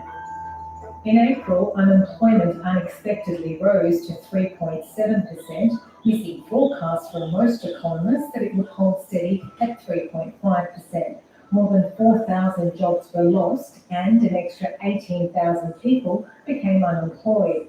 An increase in part-time roles wasn't enough to offset losses for full-time jobs. And as some decided to drop out of the workforce, the participation rate fell. We have expected for some time that the unemployment rate will tick up a bit as a consequence of higher interest rates combined with some pretty serious global uncertainty. Economists say the jobs market is starting to pull from 11 interest rate rises over the past year. So when we see the lack of employment rate, particularly in full-time employment, that's telling us that maybe there are some businesses that are thinking twice about, increasing their labour force. In April, online job site Seek also saw employers posting fewer ads. When the unemployment rate rises, job ads fall, and it does become a little harder for people to find work. Graham Rowe knows how hard that can be. He's applied for hundreds of jobs and spoken to recruiters. And you posted a job on Seek for a logistics manager. Despite his broad management experience, he says at 64, no employer will hire him. Graham's now driving an Uber to pay his bills. It's very depressing when you're pouring all your energy into something, particularly if there's a job that you thought, wow, I would really enjoy that, I'd be good at that, and you hear nothing back. While the unemployment rate is still near the 50-year low, the impact of interest rate rises is just starting to hit the jobs market. And with the Reserve Bank expected to lift rates again in the coming months, further job losses are expected. We are forecasting one more rate hike, which would take the peak cash rate to 4.1%. If we have to choose between even more or a little less than that, the risks are tilted to more. We do think that the unemployment rate will rise as a result of inflation and those tightening of policy measures, but we don't think it will rise further than, say, 4.5% by the end of next year. Christina says while it will become easier for her to find staff, COVID has made people less willing to work long hours in full-time roles. We kind of don't have much of a say anymore, just so we get actual people wanting to work for us. Her hope is that a slowing economy doesn't cut demand for stylists that she so desperately needs. Australian pay packets are growing at the fastest annual rate in more than a decade, but many workers are still going backwards, with inflation running almost twice the pace of wages growth. Here's Rhian Whitson. In a tight labour market, workers like this sales manager are finding it easier to get a pay rise. After being made redundant, Emily Mason found a new job with better wages. A month after I was made redundant, Airwallex picked me up. They gave me a 5% increase on my previous salary, and I never looked back. The tech company she works for is in the middle of a hiring spree. It just feels great to be fairly compensated for your experience. I think there's a lot of excuses going on that cost of living, we can't offer what we previously had, but you know your value, you know the experience you bring, and you want that to reflect in the salary that you're offered. Wages grew by 0.8% in the March quarter and 3.7% for the year. That's the highest annual increase since September 2012. Pay rises in the public sector are starting to catch up with those in the private sector as enterprise bargaining agreements are negotiated. Around half of all workers got a pay rise above 3%, but only 1 in 10 came close to matching inflation. The biggest increase in wages over the last 12 months were in service areas like education and training, professional scientific and technical services, public administration. Tina Cowan works for the Tasmanian Education Department. She got a 3.5% pay rise this year, which is helping to cover the basics. Well, I'm feeling it with the power bills. The groceries too. Even between the fortnightly shops or the weekly shops, there's increases in prices. But that's across the board. With the cost of living still high, Tina still feels like she's going backwards. We don't go out to meals. We're not spending our money now because we don't have it. The Reserve Bank fears hefty pay increases will fuel inflation, requiring even higher interest rates to curb consumer prices. And while the latest data came in around expectations, economists say wages growth in the services sector could raise alarm bells for the RBA. Certainly, we'll have the Reserve Bank probably debate a rate rise again when we meet next month. Also next month, the decision from the Fair Work Commission on minimum and award wages. The government is backing an increase in line with inflation for the lowest paid. When it comes to wages growth, decent wages growth is part of the solution. The cost of living pressure is not part of the problem. That's something this security company owner says she can't afford. The unions are calling on a 7% increase. I might as well just pack my bags up now and shut the doors. I just can't do it. I mean, I'm literally running on a 3% profit margin now. Gia Field says while she's not against giving workers a pay rise, she warns it could come at a cost. I have a mortgage myself, which means my cost of living goes up, and which means that I have to work longer, my team and my family, and I may have to put some of them off. I might have to make a really harsh call, and I don't want to do that. Wage rises more contentious than ever in a time of high inflation.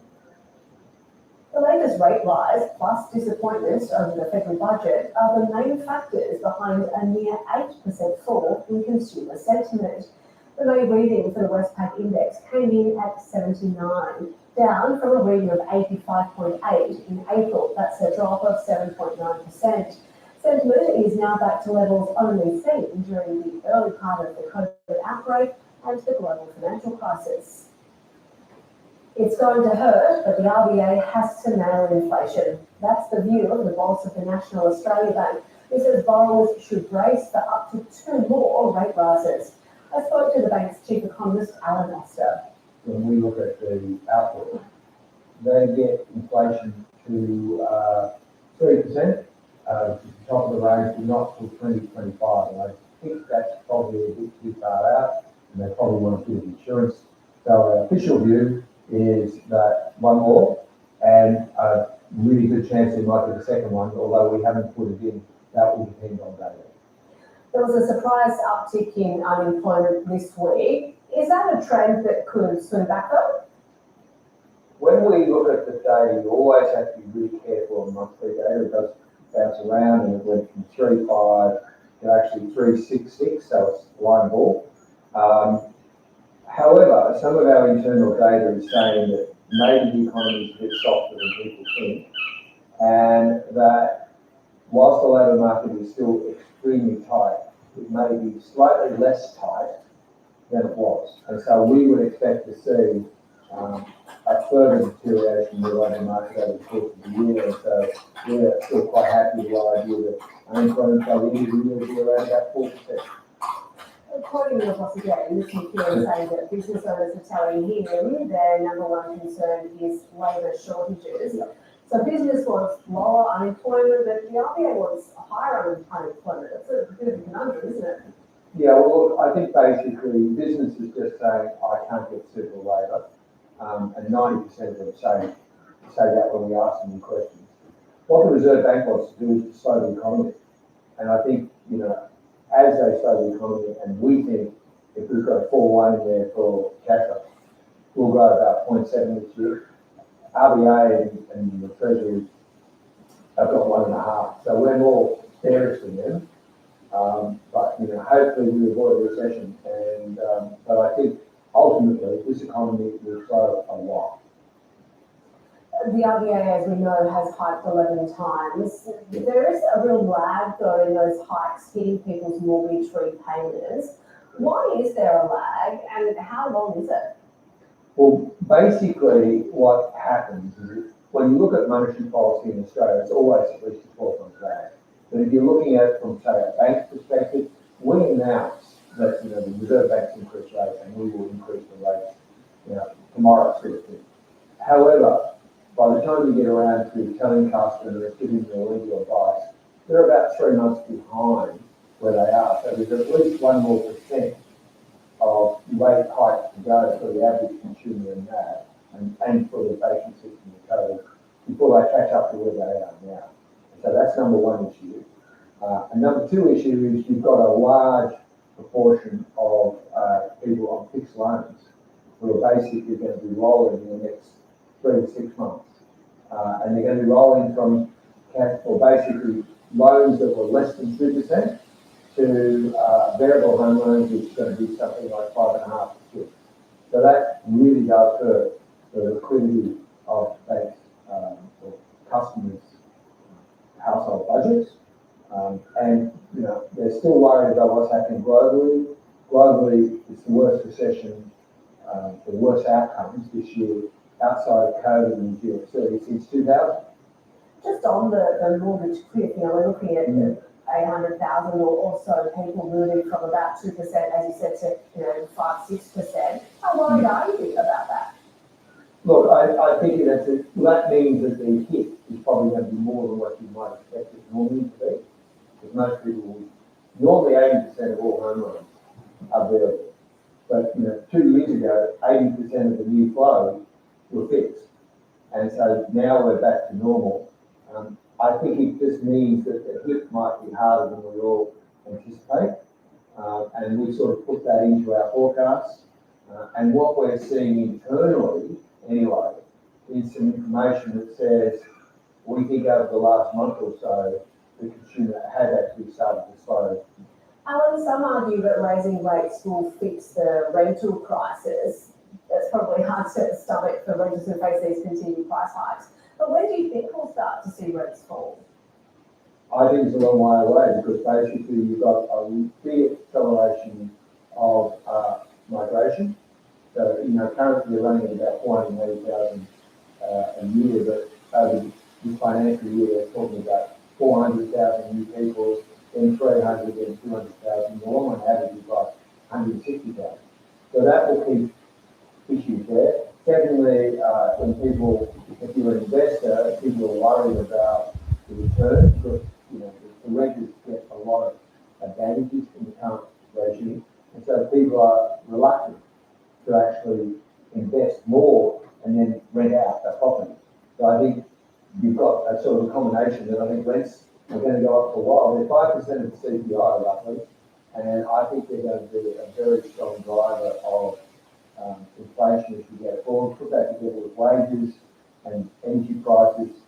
Yes, the peak in inflation has passed, but it'll still be 4% by the end of the year, I think. And finally, just on rates again, there are obviously predictions that we'll start to see cuts come through at some point. What's your forecast on that?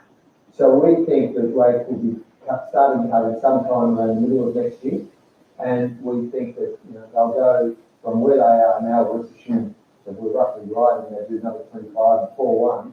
They'll go down to roughly neutral, which is around 3. So we've got about 100 basis points of cuts, or 1% cuts to do, and I think they'll start doing it next year. Alan Oster, so good to have you on the program. Thanks so much for your time. Okay.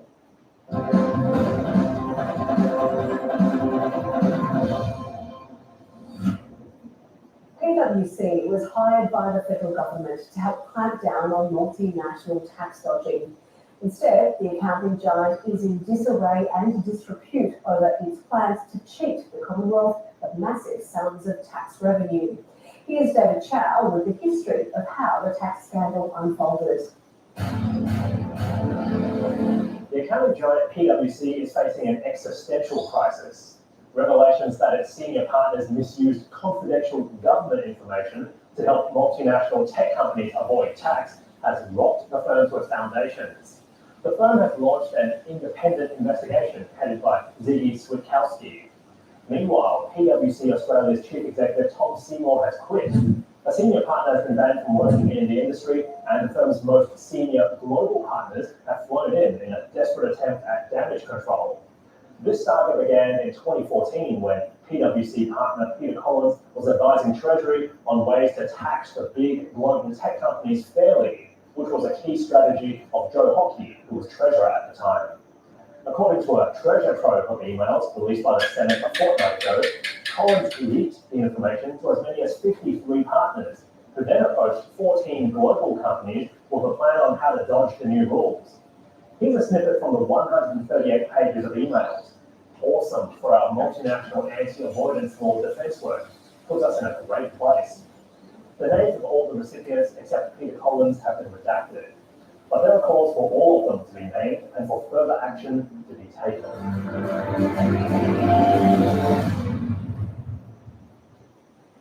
Lawmakers say the internal investigation set up by PwC into the betrayal of its biggest client has no credibility. Senator Deborah O'Neill is chair of the Corporations and Financial Services Committee. This is about a cover-up, in my view. They employed Mr. Switkowski in their own name. They have given him powers that they have declared internally, but not publicly, about exactly what the terms of reference are, and they're paying his wages. Whatever's going on with the Switkowski review, it is not an independent review. It is an internal in-house review for PwC, and it's way after the fact of what's a matter of public record now, which is the theft of information from the Australian people by somebody who knew what they were doing when they signed a confidentiality agreement, and nonetheless, Mr. Peter John Collins, former partner of PwC, took the information, took it back to a whole lot of people at PwC Australia and internationally, and went ahead to monetise that for his personal gain and the gain of the company. South Korea has big plans to fuel a renewables revolution with Australian hydrogen. Filling stations are being rolled out across the country for hydrogen-fueled cars, and the country wants to power its heaviest industries with green hydrogen produced here. But despite billions being poured into technology from Korea and Australia, there are still big hurdles travel to South Korea, courtesy of the Walkley Foundation, for this report. There is a crisis, energy crisis, and there is demand. There is a lot of momentum in getting hydrogen projects off the road. Filling up at this station on the way to South Korea's technology capital Ulsan takes all of about 5 minutes. The fuel is hydrogen. At the moment, fewer than 1% of vehicles made by the nation's largest car manufacturer, Hyundai, are hydrogen powered. The government plans to install another 1,000 stations like this one by 2040. South Korea is racing ahead to meet its carbon neutrality target by 2050. A big part of that is with hydrogen, and it can't reach that final destination without Australia. Emission-free sustainable transportation solution is a present-day reality. Korea is Australia's third largest trading partner, importing more than $24 billion worth of coal and gas from us in 2021-22. It hopes those strong ties will be relied on to meet the nation's 2050 energy target. It's not going to be possible for Korea to produce all of that hydrogen domestically, so we're going to need to import it from elsewhere. Because of the strength and trust and longevity in the Australia-Korea relationship, there's strong potential for our companies to work together to help fill that Korean need for clean hydrogen. But the viability of hydrogen is still being tested. So we think incentives really need to start in order to feel like this hydrogen story is not just hype, but it has reality to it. The United States is speeding up its energy transition. The $369 billion Inflation Reduction Act promises massive subsidies for renewable and green projects. Here, the Albanese government's injecting $2 billion into the hydrogen industry. Fortescue, which itself has invested about $1 billion into R&D, says it's a first step. I certainly see a future where hydrogen and the export of renewable energy will be as important as iron ore, other commodities, and LNG have been to the Australian economy. Korea's demand for hydrogen is gaining momentum. The country imports more than 90% of its energy and natural resources. The biggest zinc refinery in the world, Korea Zinc, produces metals to make the batteries the world needs to electrify. It sources much of its power from its Australian energy business, which is developing a hydrogen hub in Townsville. Without Australia, we can make renewable energy 100 by 2050. Korea Zinc, via its subsidiary Arc Energy, hopes to import more than 500,000 tonnes of green hydrogen from Australia every year. But transporting hydrogen, which needs to be converted from a gas to a liquid and kept at minus 250 degrees Celsius, isn't easy. There are notable energy losses in conversion to, say, something like ammonia, which hydrogen can be converted to and then sent across the sea. But if you send it as liquid hydrogen, there are even bigger penalties in terms of energy loss because you have to cool it so much. Korea's government-owned research hub, Ulsan Technology Park, is calling on Australia to work together to overcome those challenges. I suggest to cooperate in terms of ship building and mass production of ammonia to supply to Korea. 60 kilometres north of Ulsan is the city of Pohang and home to Australia's single biggest customer, POSCO. It buys more than $7 billion worth of Australian resources like iron ore and coal every year. Korea's biggest steelmaker, POSCO, plans to invest $28 billion in Australia as part of its investment into hydrogen. It wants to use hydrogen to fuel a plant near Western Australia's iron ore mines that refines ore into hot briquetted iron, which is then shipped to Korea to be turned into steel.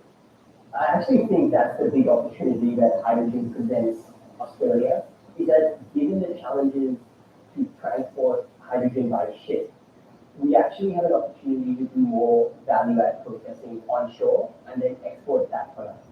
About half of all new resources projects in the pipeline are centred around hydrogen. If all goes to plan, Analysts say it could deliver Australia its next resources investment boom. To the share market, which added about 0.2% on Friday to help lift the ASX 200 annual orders up about 1/3% for the trading week. All analysts are keeping a close eye on the US, with the Biden administration locked in crisis talks over the June 1st debt ceiling deadline. While a failure to find a compromise will send shockwaves through the global financial system, Ms. Tian from Citi is confident the US will not default on its debts. And you've seen that the markets actually have rallied late into this week for a couple of sections on the back of that. There's narrative coming out from both sides, House Speaker, Republican and the Democratic, saying, they're going to make this work, there's not going to be a default, and that's certainly the expectations. There's just too much risk, including downgrades and, geopolitical risk if there were to be a default. So we think, that's going to come through. And what would those ramifications be if we saw a default? Well, firstly, we saw echoes of that back in 2011. Each time, obviously, in the last couple of years, they've managed to not default. If there was to be a default, there will be, downgrades by credit agencies.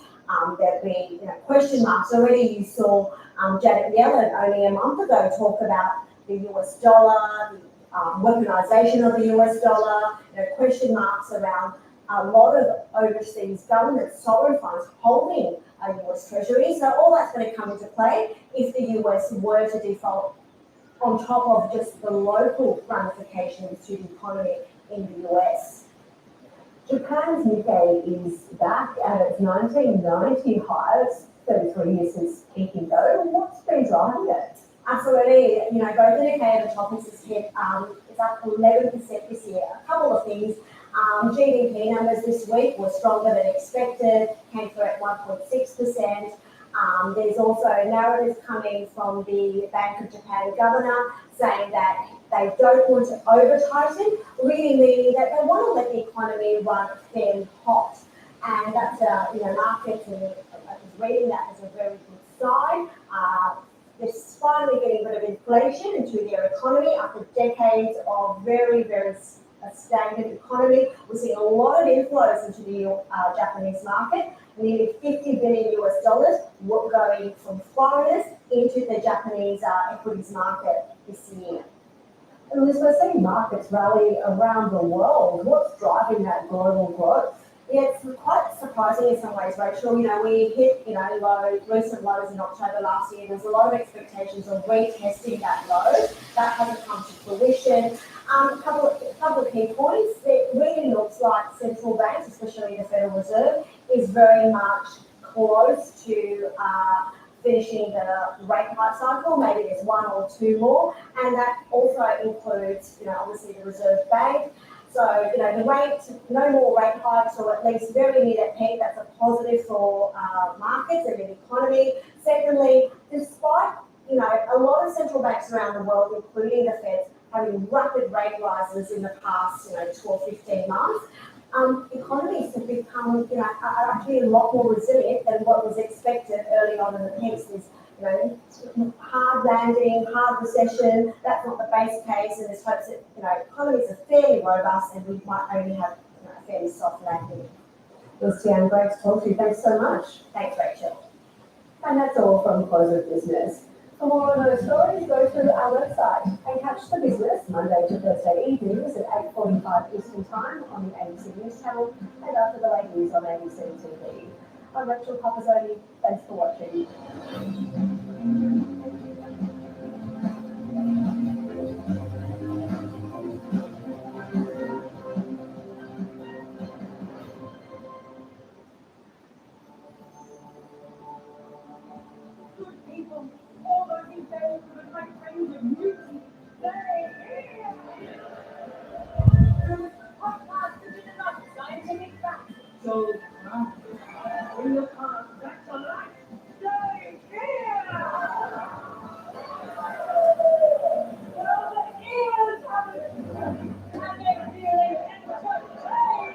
Download the free ABC Listen app. I offer to you journalistic pleasures, my life story, I asked the questions, you answered the questions. Anything that can be verified, I send to my researcher. So, Mr. Dulac, how long have you been dead? The year was 1910. Let me introduce you to Mr. Lestat and Leon Cole. I know he was. I've been watching you for some time now. I was being hunted, and I was completely unaware it was happening. So that's my question. Sober up for it, don't live. You just have to ask me for it. He was my murderer, my mentor, my lover, and my maker. We're a family. You grease what's your honor! You are a cannibal! Don't! What are you? A vampire.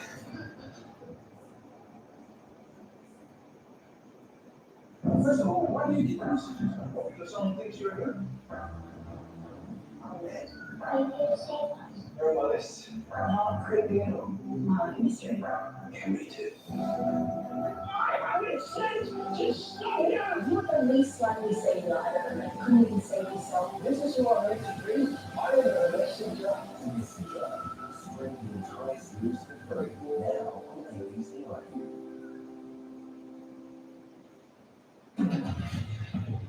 World leaders are in Japan for the G7 as the Prime Minister meets on the sidelines for talks with the US President. We're really looking forward to visiting DC and to continuing to build on the relationship that just goes from strength to strength.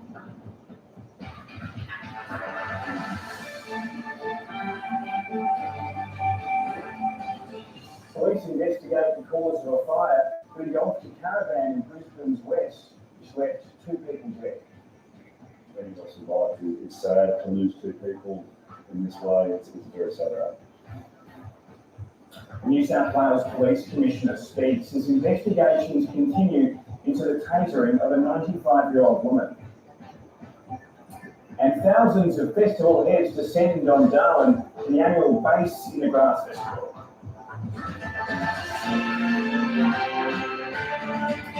Hello and welcome to ABC News. I'm Elias Cullen.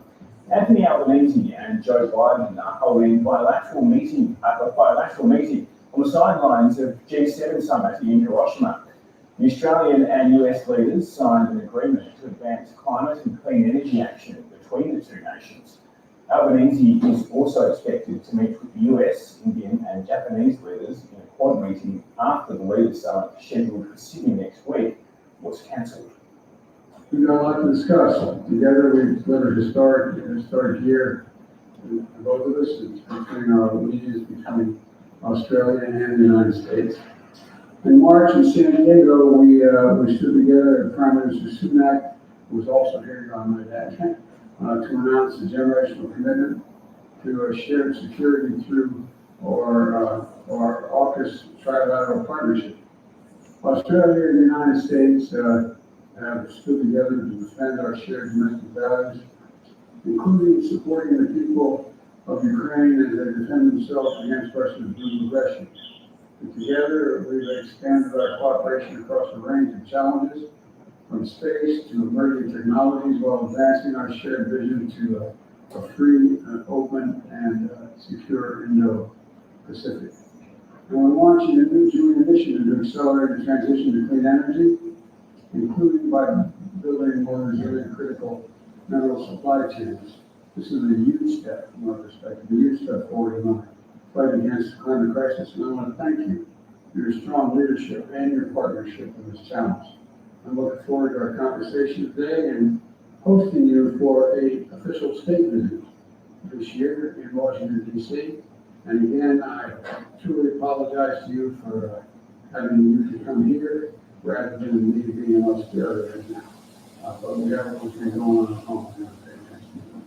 So thank you very much. We look forward to yours. Well, thank you very much, Mr. President. And certainly, I understand the circumstances that led us to hold the Sydney Quad meeting in Hiroshima later this evening, but also to catch up with our bilateral that we had scheduled for a few days' time. We appreciate the alliance as our most important relationship.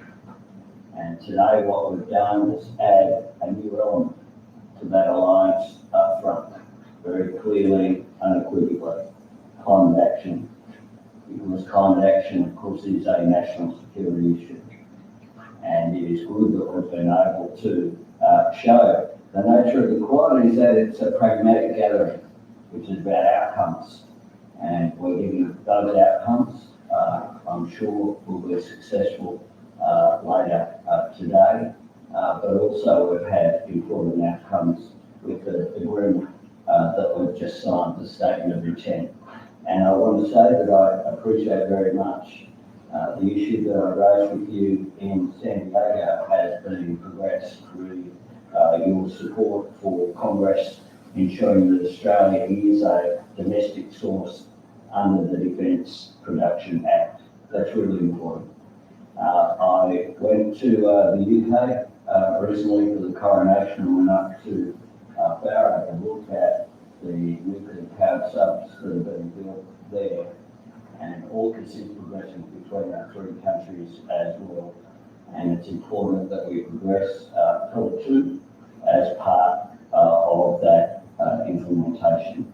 I was saddened that you were unable to come down next week, but I understand the circumstances that you're dealing with, and I would have done exactly the same thing. All politics is vital, as you might understand, and I look forward to sometime in the future to you visiting. You will always be a very welcome visitor in Australia, as you have been in the past as Vice President. And local media is reporting Ukraine's wartime president, Volodymyr Zelensky, has landed in Japan to attend the G7 meeting. It comes after G7 leaders announced fresh sanctions against Russia, and the United States opened the door for NATO allies to provide F-16 fighter jets to Ukraine. Syria's President Bashar al-Assad has received a warm welcome at the Arab League summit in Saudi Arabia, marking the formal end of a 12-year expulsion. Syria's readmission to the regional bloc is widely seen as a sign that Assad's political isolation is ending. He was ostracised after waging a brutal crackdown on protests against his rule and alleged war crimes over the course of his country's civil war. Assad says he hopes the meeting in Jeddah will be the beginning of a new phase of Arab action for peace and prosperity in the region instead of war and destruction. An estimated 350,000 people have been killed during his country's 12-year civil war. 2 people are dead after a caravan went up in flames at a Brisbane property just before dawn this morning. A 22-year-old man and a 26-year-old woman died, while another man has burns to his hands, neck and shoulders. A blackened and burnt scene. Firefighters picked through the ashes of what was. The structure was fully involved, so fire coming out all sides. Emergency services were called to the Upper Brookfield property just before dawn this morning, finding inferno engulfing the caravan. Crews worked to extinguish the blaze, but the structure couldn't be saved. Inside, the bodies of a man and a woman. The scene is always confronting, and any loss of life is sad. To lose 2 people in this way, it's very sad. A man was taken to hospital with burns to his hands, neck and shoulders in a stable condition. The burns consistent with trying to escape the fire or potentially alert people to the fire. Authorities say there might not have been a smoke alarm inside the caravan to alert the pair. Within caravans, it's not a requirement. However, we do strongly recommend it.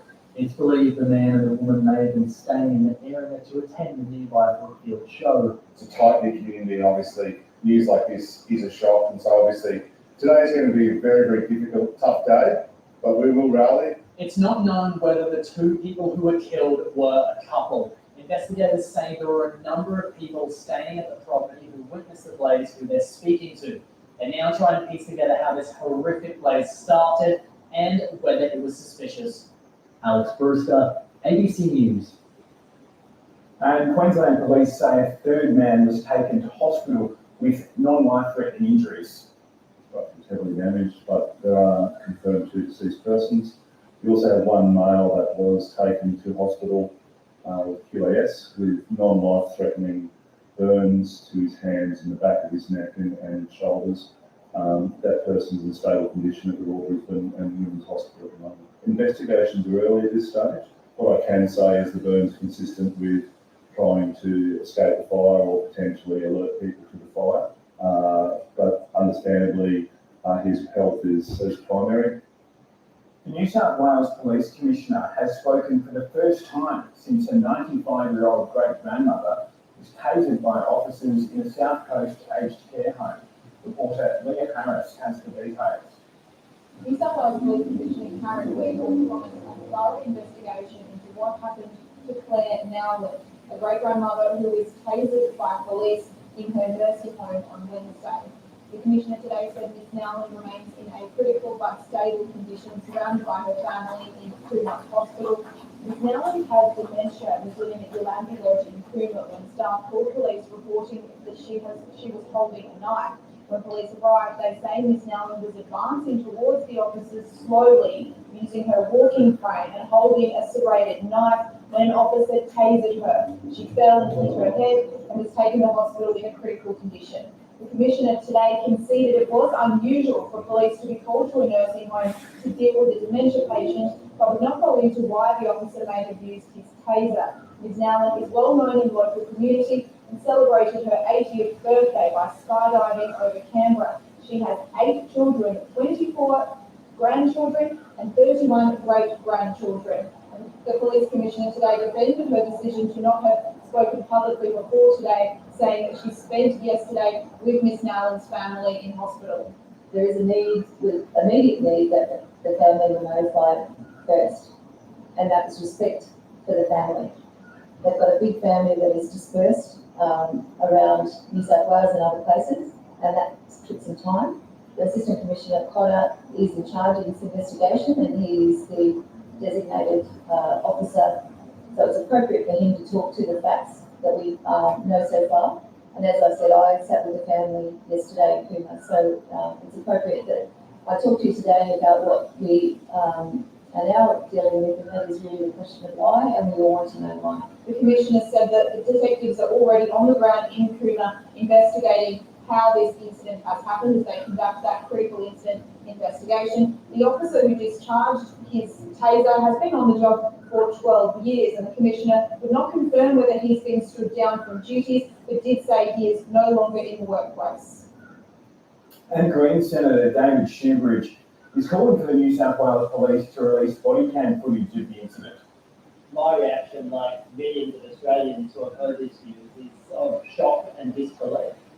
How can it be a reasonable use of force for police to be tasering a 95-year-old woman with dementia in a walking frame in a nursing home? I'm joining with my state colleagues to make a very clear demand for the New South Wales Police and the New South Wales Government to talk to the family, get their consent, and then release both the body cam video and the video that the taser produces. The public have a right to know what the police did, and this cannot be hidden in a police investigating police private inquiry. Police are investigating 3 teenagers in relation to a stabbing altercation between 2 school groups in Melbourne's west this week. 16-year-old Pasong Lee Im died in the incident and 2 other teenagers were injured. A 17-year-old from Caroline Springs is in custody, and police have asked 2 others to turn themselves in. The 16-year-old's loved ones have paid tribute. It was a fun, happy day. We were just around long class, I was in trouble. He was just joyful all the time. Supporters of expelled Victorian Liberal MP Moira Deeming have interrupted a Liberal Party conference, booing the opposition leader John Pizzuto. The state conference is the first gathering of the Victorian Liberal Party faithful since Moira Deeming's expulsion from the parliamentary team earlier this month. Mr Pizzuto says he's working to bring his party together for a common cause, despite differing views on certain issues. I sit in this with the two ovations and the energy in the room rallying behind what I'm trying to achieve, not alone, but as the leader of the team. My contention to my colleagues, both parliamentary and organisational, is a lot of support out in the community for us and what we're trying to do. And there will be people in turning points when we're talking, like, no one's ever going to be able to stop that in the Liberal Party, the Labor Party, the Greens, or the Nats. It's always going to be us. But I'm totally convinced that we're on the right track. An Australian man accused of a drunken rampage in Indonesia has had his detention extended as his alleged victim faces amputation. Queenslander Bodie Risby-Jones has been in custody for more than 3 weeks, but negotiations to free him without charge have reached a stalemate. Out of hospital and now back on Similar Island, Eddie Ron is hoping to recuperate at home.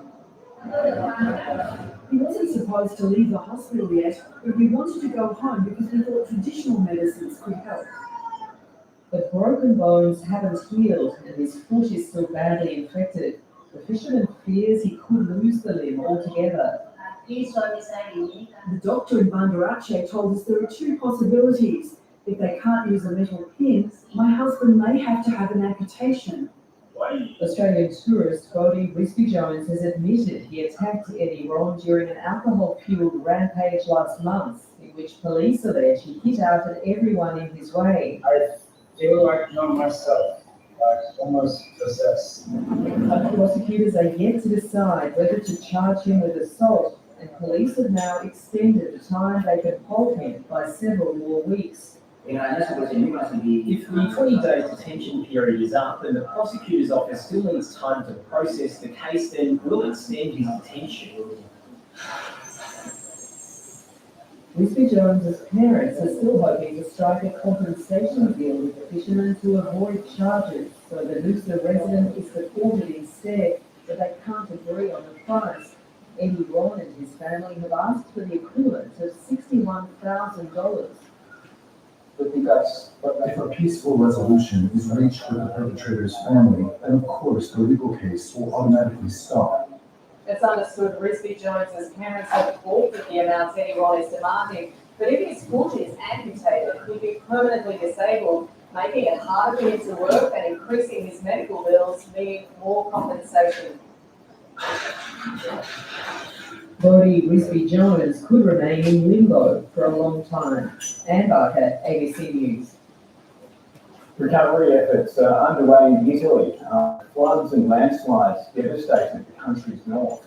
At least 14 people have been killed and more than 15,000 forced to flee their homes. The heavy rains followed months of drought, which authorities say dried out the land, reducing its capacity to absorb water. More than 15,000 people have been forced to evacuate, and many are still blocked in their homes with no electricity. Some flood victims have taken shelter in a national museum. I am among the luckiest, maybe. I still have a home, but there are people who have lost everything. They don't know what to do to make us feel good. Around 700 people in western Spain have been evacuated as a wildfire continues to burn out of control. Hundreds of firefighters are tackling the blaze with strong winds fanning the flames. Authorities believe the blaze was deliberately lit.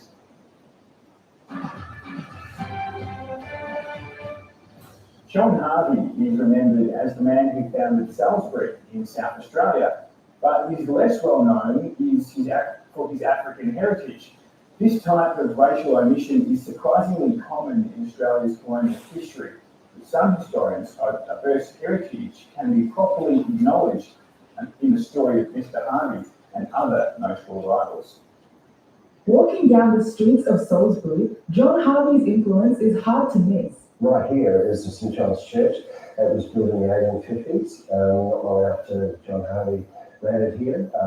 There's actually a photo of John Harvey at the laying of the foundation stone. 9 years after moving from Scotland to South Australia, the future MP bought land and began plotting the city shortly after.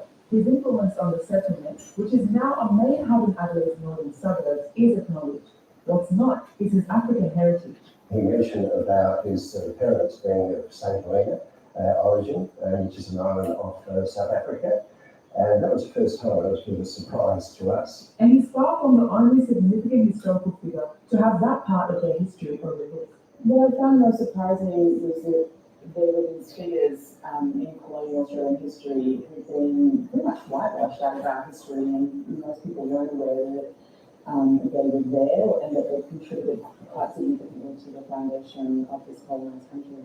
Historian Santila Chivaipe researches settler colonialism, slavery, and post-colonial migration in Australia. The numbers are astonishing. I mean, every time I mention this to people just get surprised, and I tell them that, we're talking about in the thousands. The mayor of Salisbury, one of South Australia's most multicultural areas, says the council is now planning to acknowledge John Harvey's African heritage. And most of the pictures in the books that I've read, he has been made white. And when we were pulling our library apart, we found that original picture of him. Ms. Chivaipe hopes other bodies across the country will also recognise the diverse heritage of significant people. That will start to be able to acknowledge the complexities and nuances of the people that arrived, during colonisation. Rewriting history with the truth of the past.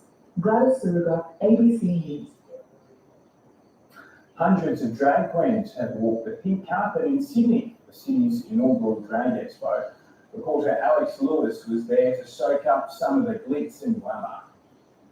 So I certainly don't think I've ever seen this many drag queens in the one location. There were more than 200 this morning strutting their stuff on the pink carpet here, and I'm joined by one of them, Trinity the Tuck. Thanks for joining us. How's the expo been going today?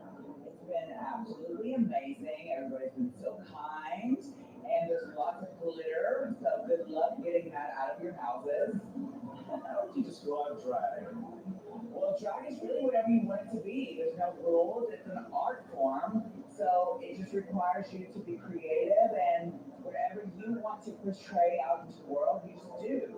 And drag is something positive and something that's entertaining, and so really whatever you want it to be. I choose to be a gorgeous blonde lady today, so that's what I'm giving you.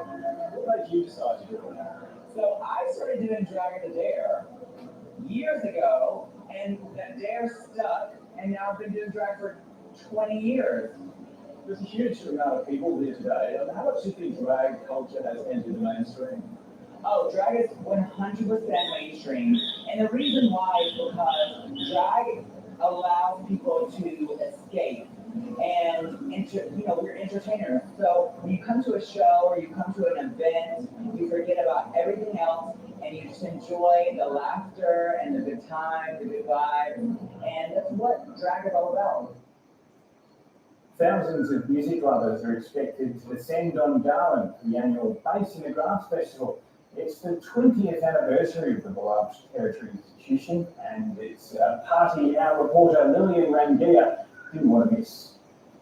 Well, the sun is shining, it's hot, but there's also a bit of a breeze to keep you cool, and it's shaping up to be an amazing day today. As you said, it's the 20th anniversary of Bass in the Grass, and over its lifetime, it's supported a variety of Australian acts. Today is no different, with Guy Sebastian expected to take to the main stage, along with Angus and Julius Stone, Amy Shark, and Tones and I. Those are like the acts you can expect to see today. Now, over a 20-year history, it's brought a variety of both punters and artists to the top end over and over, including Julian Hamilton from the Free Set. I spoke to him yesterday, and he said the Darwin crowd always brings something different. They're awesome. Yeah, the last time we played bass was, goodness, 30 years ago, maybe. And it was insane then. They really go hard up here, really have a good party. So I'm expecting nothing less from you. I like to go hard apparently, Lillian. So I saw a few rebels behind you there. How many people are expected to turn out today? Around 13,000 people, and already from the looks of it, we have thousands here, and that's expected to grow into the night. It's a little bit down though from last year's record crowds. We saw 16,000 people here last year, but now that the world is starting to open up again a little bit more, and cost of living is kind of biting, the festival's having to compete harder for ticket sales. But the organisers say they're really stoked to see thousands of people turning out here still. So all in all, it promises to be an amazing day and a fantastic night, Eliza.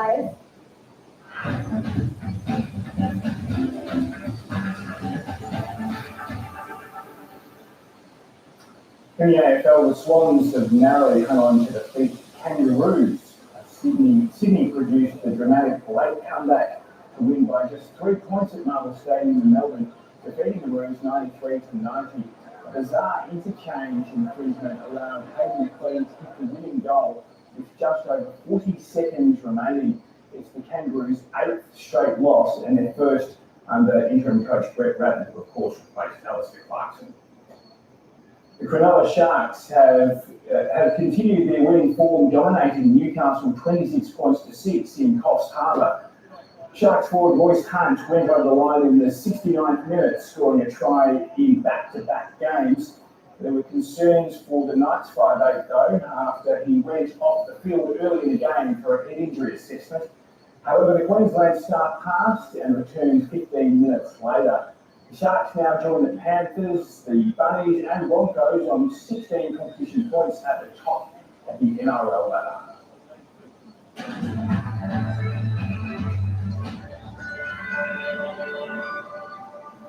Well, let's have a look at the satellite, and cloud in the southeast is bringing showers to Victoria, Western Tasmania and some coastal areas in South Australia. A high pressure system is keeping other parts of the country dry and mostly clear, bringing chilly temperatures to New South Wales and the interior. Looking around the country for tomorrow, Queensland will be sunny and cool across the south and northwest, scattered cloud and warm for the northeast. In New South Wales and the ACT, mostly sunny and cool to cold in the northeast, clearing showers in the south and snow across the Alps. And in Victoria, mostly cloudy and cool to cold in the southwest, clearing showers and cool to cold in the southeast, mostly sunny for the northwest, and some early snow on the Alps. In Tassie, windy with rain and cold in the southwest, early highland snow, clearing showers, cold in the southeast.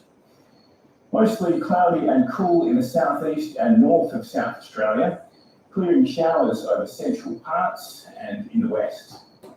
Across in WA, mostly cloudy and cool to mild in the southwest and south of the state, windy and warm in the north. And in the NT, sunny and warm in the northwest to the top end, mostly sunny and mild in Arnhem, windy, cool over the interior, mostly sunny and cool to cold in the south.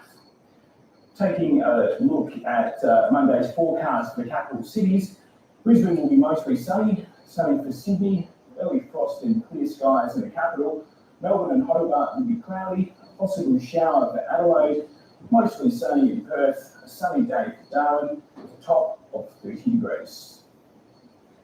Amazon owner Jeff Bezos has been awarded a contract to build a NASA moon lander. It's time to go back to the moon, this time to stay.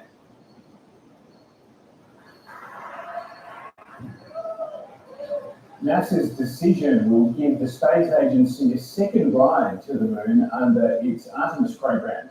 It previously awarded Elon Musk's SpaceX more than $4 billion in 2021 to land astronauts on the moon for the first time since the final Apollo mission in 1972. And that's the latest from ABC News. I'm Elias Cluett. Stay with us. The World This Week is up next, and we'll leave you now with pictures of Ukraine's President Volodymyr Zelensky, who has now arrived at the G7 summit in Japan. War in Ukraine is taking centre stage at the summit. G7 leaders have announced fresh sanctions against Russia, and the United States opened the door for NATO allies to provide F-16 fighter jets to Ukraine.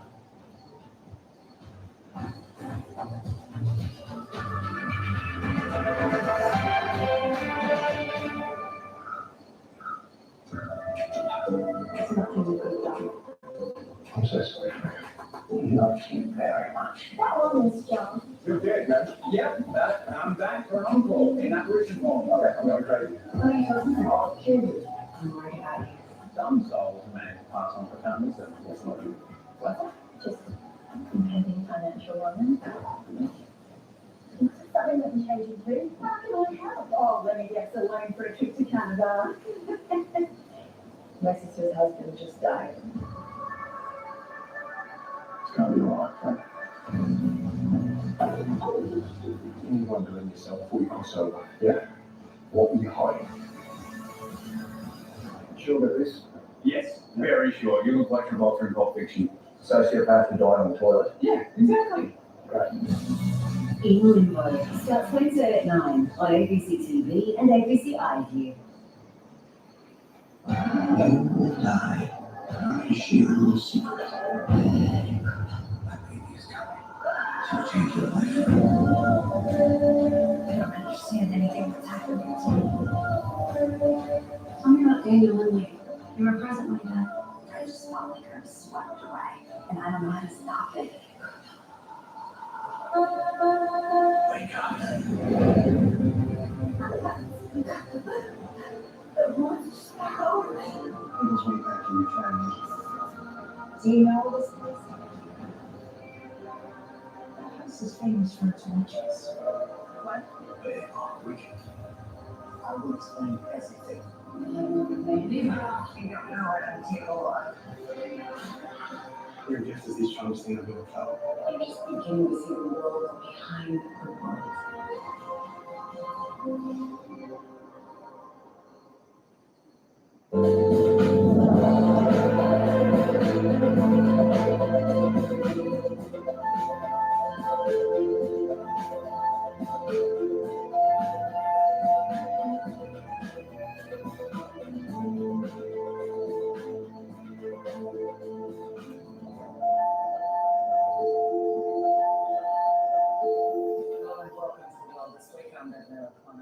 Coming up, New Zealand police charge man arson after a fire ripped through a hostel in Wellington, killing at least 6 people.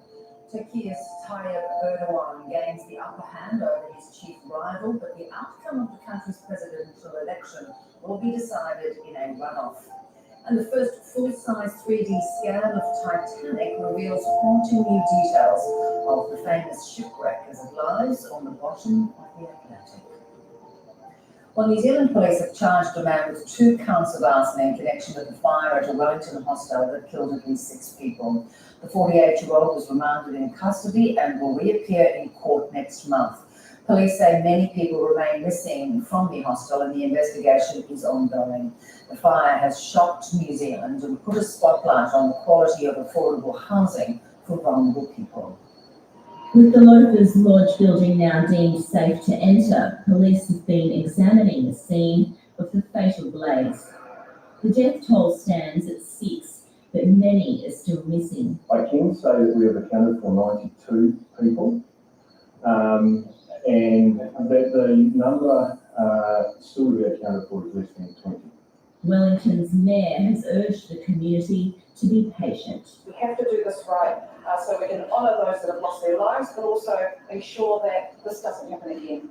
The stories of those who called this hostel home are beginning to emerge. Simon Hannafy was living under a tree before he found a room here. It's somewhere you go when you've got rock bottom, pretty much, or it was for me.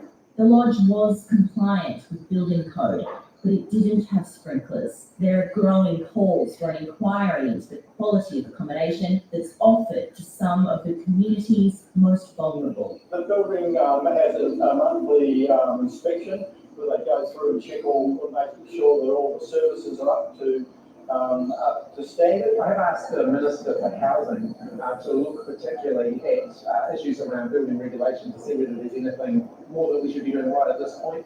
It will be some time before investigations here at Loafers Lodge are complete.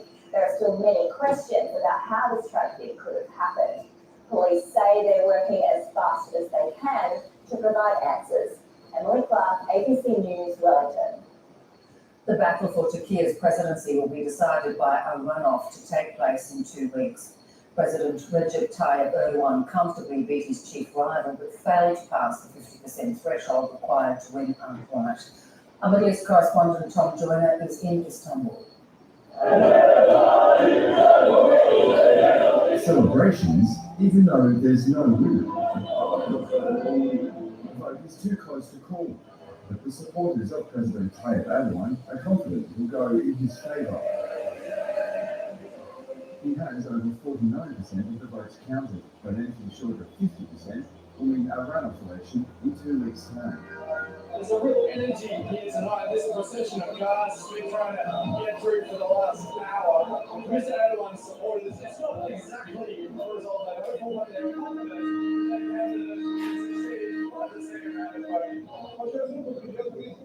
No one can unseat Erdogan.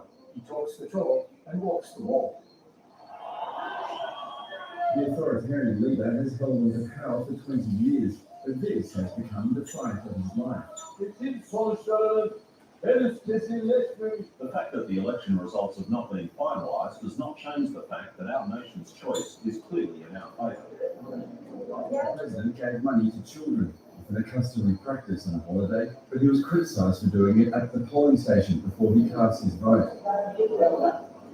His rival, Kemal Kılıçdaroğlu, is promising more freedoms for the people here. He told his supporters spring was coming. With such a tight race, tensions in the capital were high. Voters spotted 2 people in one polling booth, suspicious of fraud. The police were called in.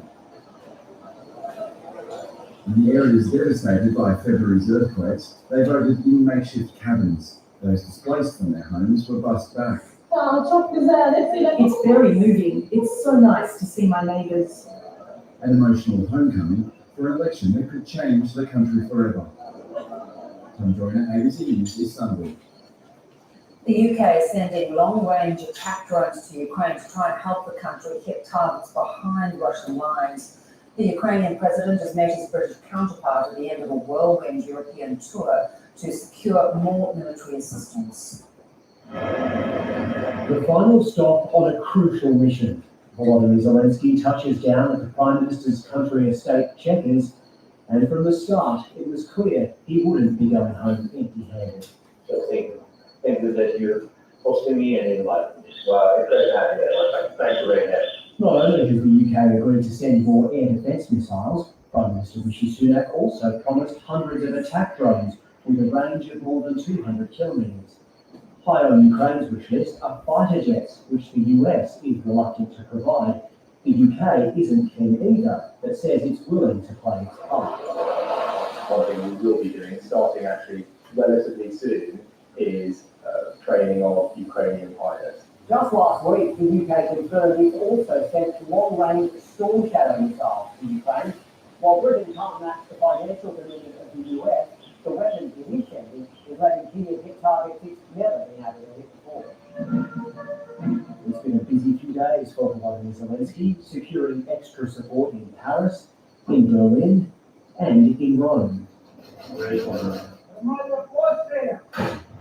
As for Ukraine's much-anticipated counter-offensive, the president says his troops are still getting ready, but he won't be advertising the timeline.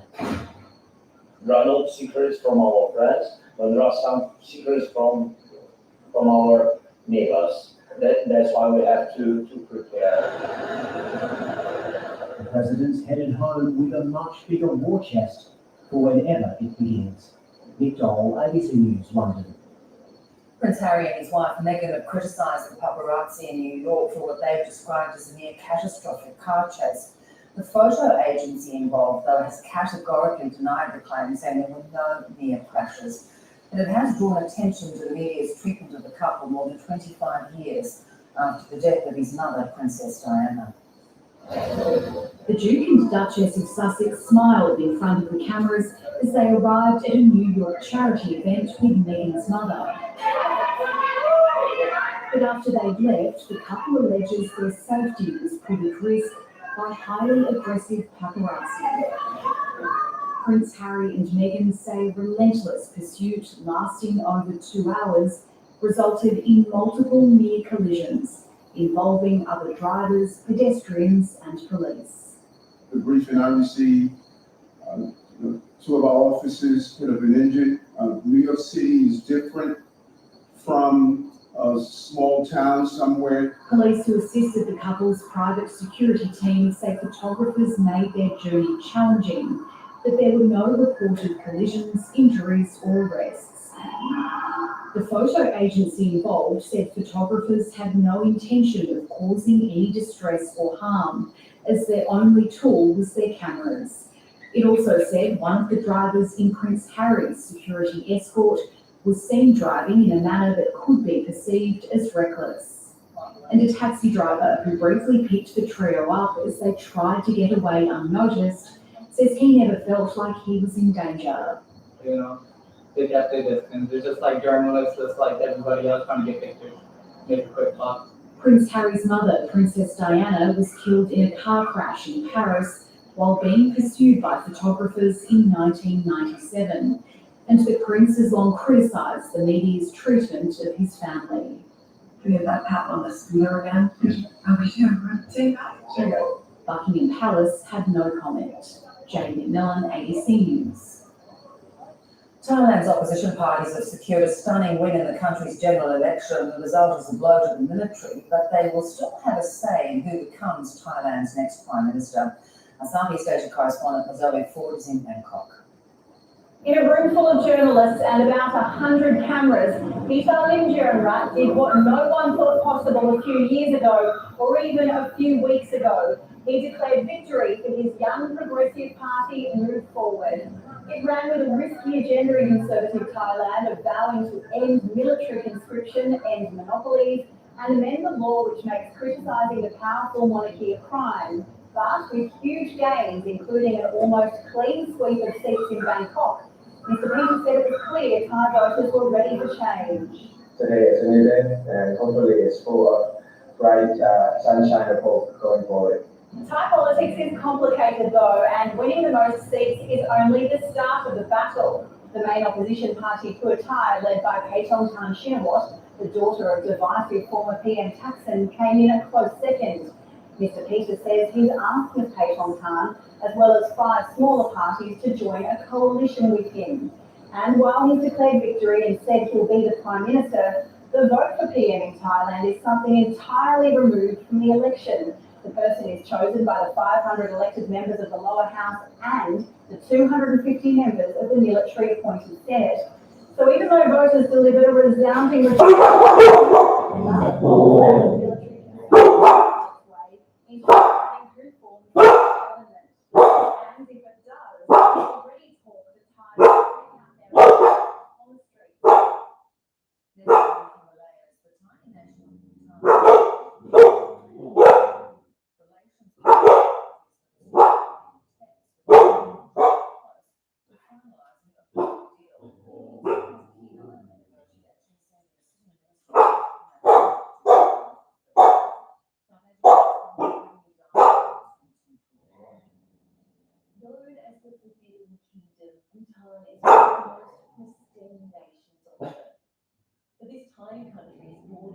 India and China including superpowers.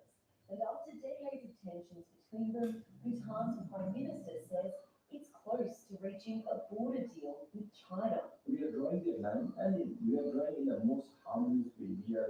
We are having a very peaceful dialogue, very friendly relation, friendly dialogue. That has raised alarm bells among countries like India and Australia. Now, Canberra's deployed a minister to the kingdom for the first time ever. We want to convey to Bhutan that, while Bhutan may be a smaller country in the region, all countries play a role in building the kind of region that we want to live in. Bhutan relies heavily on India economically and for trade. But speaking to people here on the ground in Bhutan, there is a push for more cooperation with China. For Bhutanese travel agent Cheki Dorji, his country's geography and steep entry fees for tourists have made business tough. If we talk open up with China and if we start to do marketing and have an economic partner as China, I think Bhutan can develop as a British piece. Bhutan calls itself the happiest nation on earth, but whether it can live up to that philosophy depends on its neighbours sorting out their differences.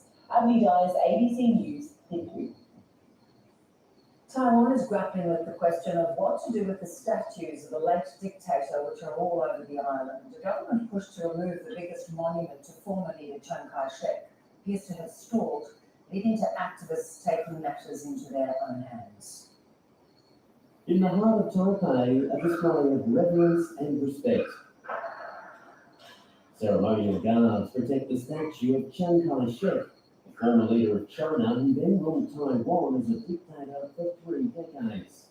Chiang Kai-shek is a butcher. He is a murderer. Activist Chili Chen despises Chiang Kai-shek so much, he last month tried to attack the statue with a paintball gun. He's previously thrown eggs and ink, demanding the government act on recommendation to remove the statue. And yet, we have a law saying symbols of authoritarianism must be removed. So if we don't remove them, doesn't this violate that law? Not everyone feels so strongly. While victims groups say Chiang's hardline rule was responsible for around 30,000 deaths, supporters say he protected Taiwan from the communists and modernised the island. Chiang Kai-shek brought experts over from the mainland to build Taiwan from a poor place into one of the 4 Asian tigers. On one hand, the government is offering funding to local schools and councils across the island to take down smaller Chiang statues and dump them in a designated park. On the other hand, it's cautious about sparking a political backlash from those who don't agree or just don't care. There's plenty of nostalgia. A candidate claiming to be Chiang's great-grandson won the Taipei mayor race last year, prompting protests which led annual commemorations for Chiang's victims. A delicate issue for both sides of Taiwanese politics to deal with, ensuring Chiang Kai-shek won't be leaving the building anytime soon. Bill Biddles, ABC News, Taipei. The fateful voyage of the Titanic has captivated the world for generations, and now the wreckage has been brought to life in the most stunning detail. A full-size scan of the shipwreck has been created thanks to new mapping technology, giving us fresh insight into what remains at the bottom of the Atlantic Ocean. Nearly 4,000 metres down in the murky depths of the Atlantic, the Titanic. But cameras can only ever show us tantalising snapshots, never the whole ship. Now a new scan has revealed the wreck as it's never been seen before, an exact full-sized replica. To appreciate its scale, we've superimposed it in the London Stadium, where the Olympics was held. The Titanic was simply colossal, and this 3D scan reveals the wreck in its entirety. For the first time, we have an exact digital copy of the real thing. And what you see here is it's lying on the floor of the North Atlantic Ocean. And I'm just going to get an idea of the ship's enormous size. This scan also gives us a close-up view of its smallest details. This is the boat deck. A gaping hole provides a glimpse inside where the grand staircase once stood. And here's what's left of the captain's bridge, covered in fragile stalactites of rust. Remarkable details are emerging too, like this serial number on a propeller. The Titanic was scanned using submersibles. They took 700,000 images from every angle to build up an exact 3D reconstruction. The wreck is in 2 parts. The bow is still instantly recognisable more than 100 years after it sank. 800 metres away, the stern, though, is a chaotic mess of metal. It collapsed as it corkscrewed into the sea floor. The sea is eating away at the wreck, and time's running out to find out what happened on that night in 1912 when more than 1,000 lives were lost. But the scan now freezes the wreck in time. The hope is Titanic may yet give up its secrets. Well, there have long been warnings about the rapid rise of artificial intelligence and the potential risks of these powerful systems. Now the head of the company that created ChatGPT says he too is anxious about its potential to do harm, and he's called for the AI sector to be regulated. Sounding the siren on an artificial threat, the human behind ChatGPT. My worst fears are that we, the field, the technology industry, cause significant harm to the world. In his first appearance since generative AI was thrust into the spotlight, Sam Altman, the chief executive of OpenAI, led the clarion call to rein in artificial intelligence, which has the power to spread misinformation, imitate presidents, and wipe out jobs. If this technology goes wrong, it can go quite wrong. There's increasing unease about the dangers of AI, and in March, more than 1,000 people, including Elon Musk, signed an open letter calling for a 6-month pause. There's a strong probability that it will make life much better, and it will have an age of abundance. And there's some chance that it goes wrong. Just go as humanity, hopefully that chance is small, but it's not zero. Tech giants, once stewards of this part of technology, are now locked in an arms race to carve out their share of the market. We're talking about $1 trillion industry being created in front of our eyes. And so it is very much a race, and it's hard for them to resist those pressures, those commercial pressures. To tackle this, Sam Altman told Congress that the industry needs guardrails. He says there should be a government agency licensing who can create AI, safety standards which make sure the technology doesn't create dangerous or fake content, and audits to make sure everyone is following the rules. What you're hearing right now isn't actually my voice. We're using AI technology that's already available on the internet and takes less than a minute. It's not perfect, it's a little British, but it shows how powerful these tools already are. Danny Tran, ABC News.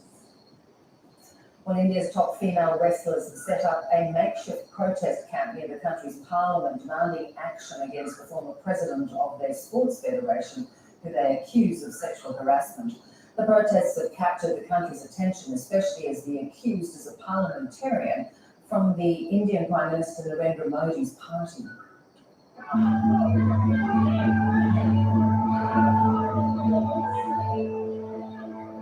Sakshi Malik is one of India's best athletes. She was the first woman in the country to win an Olympic medal in wrestling, a sport that's treasured as one of the oldest in this nation. But since January, she's been protesting her country's justice system. इसीलिए उनके मन में घबराहट है और चिंता है कि हम कैसे आगे बढ़ेंगे जब इनकी बात ही नहीं सुनी जा रही।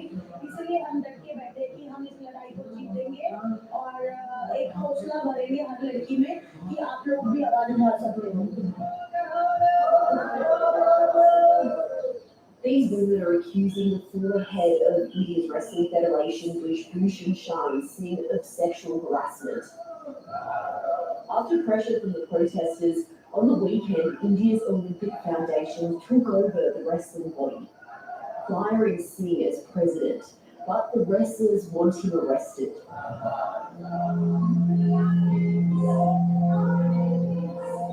These women have set up camp around the corner from India's parliament, and they say they faced a crackdown from authorities, something New Delhi police deny. अभी हम खाना भी नहीं खाते, सब लोग बैठे ही बिना रोके आए थे। जैसे ही आए तो हमारे कट्टे आ रहे थे सोने के, तो आप अंदर जाके देख लेना, पानी भरा हुआ, सोने की जगह नहीं हमारे पास, किसी के पास भी। हम तो कट्टे मार के सो जाएंगे। कट्टे लेके आने लगे तो वो करने लगे, जो भी ना वो सीधा खुद अकेला, मेरी महिला पुलिस करने नहीं थी, वो खुद अकेला आने लगे हमें, अकेले मारने लगे, तो हम लोग बोलने लगे।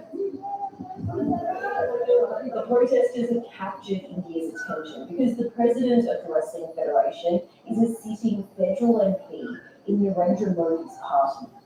अभी की सिचुएशन देख के ये लगता है कि गवर्नमेंट जो है बात नहीं सुन रही है, क्योंकि आम पब्लिक लड़कियां जो है सब देख रही हैं और वो ये देख रही हैं कि हम जैसों की बात नहीं सुनी जाती, जिन्होंने इंडिया के लिए बहुत सारे मेडल्स जीते हैं, बहुत नाम किया है, तो आम लड़कियों की बात कैसे सुनी जाएगी? The wrestlers have given us access into this makeshift tent that they created in the middle of their protest site. It's where they've been eating and spending every day for the past couple of weeks. They're sleeping at the moment because every morning and evening they're still practicing amid these protests because they're training for an upcoming competition. But it is so hot in here. It's the middle of summer in Delhi. Each day is pushing or above 40 degrees. देखिए बिल्कुल हर चीज से संघर्ष करना पड़ रहा है, चाहे वो सोने की बात हो, खाने की या ट्रेनिंग की हो, क्योंकि हमारे यहाँ पे ना तो नींद अच्छे से हो रही है, ना खाना अच्छे से होगा, ना ट्रेनिंग हो रही है। And then who are these Olympic people?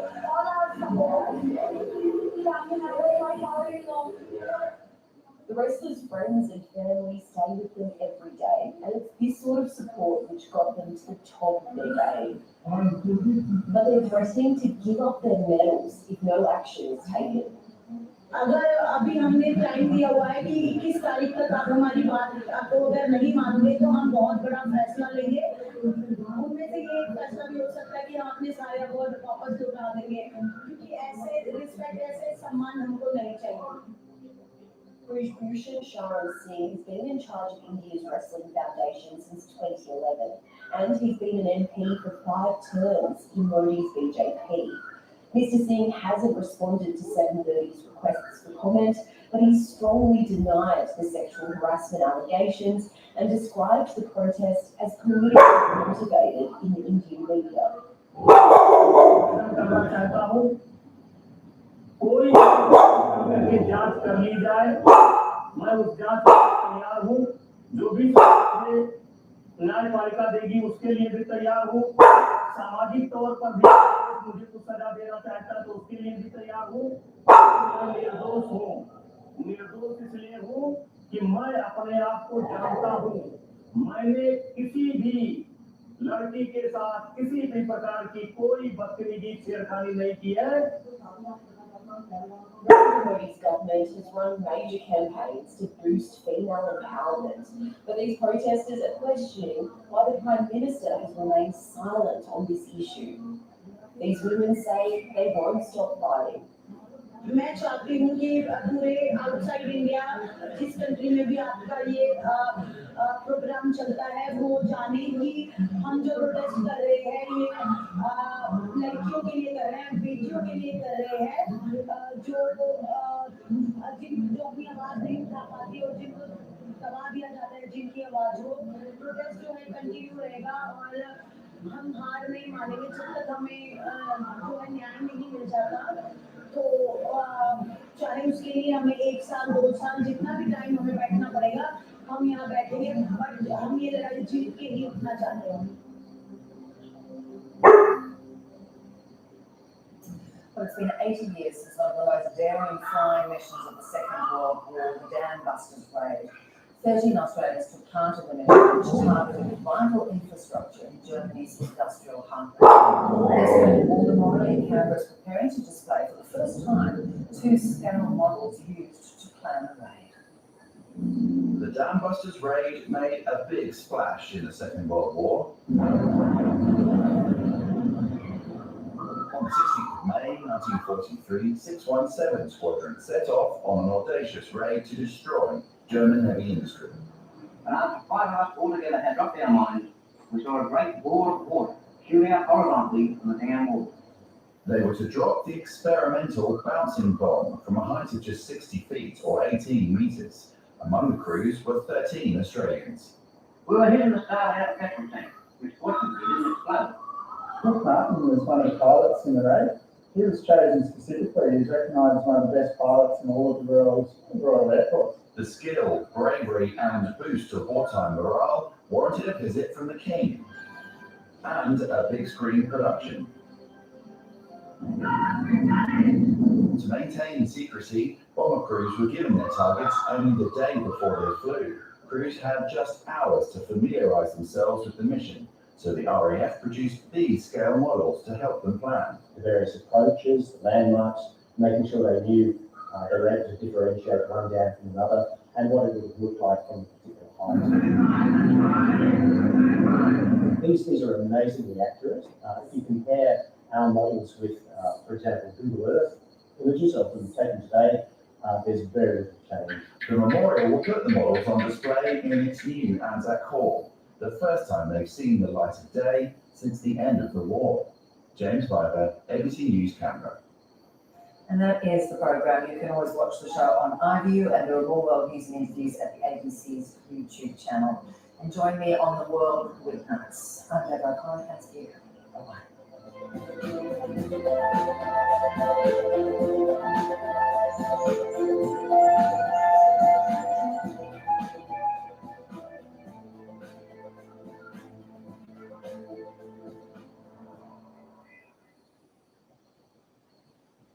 From its ocean giants to the tiniest workers, Ningaloo's biodiversity is a complex web of connections. This is one of the pivotal pieces of the Ningaloo puzzle. Tuesday, hitch a ride with acclaimed author Tim Winton to witness the majestic, Underneath it's as gloomy as a cathedral. the ancient, Ningaloo's first people live rich, sophisticated lives. and the downright dangerous. It's a rodeo. Ningaloo, Tuesday on ABC TV and ABC iView.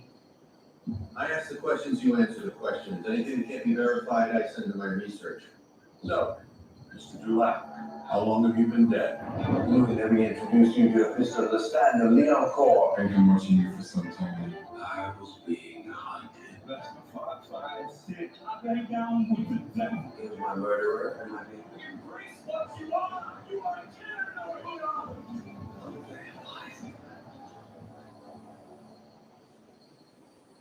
Tell me something that's shovelry. Okay, a fully regional. What? That's it.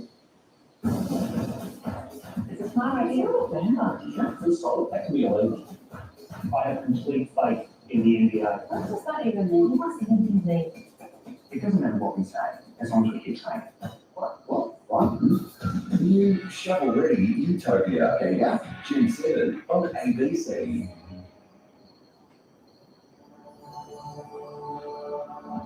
Good people, all those in favour of a great range of music, say The podcast is about scientific facts. So, bring your comments back to life. Say Well, the ears have it, and they're feeling entertained. Download the free ABC Listen app.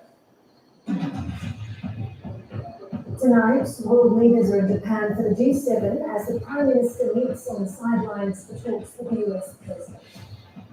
We're looking forward to visiting DC and to continue to build on the relationship that just goes from strength to strength.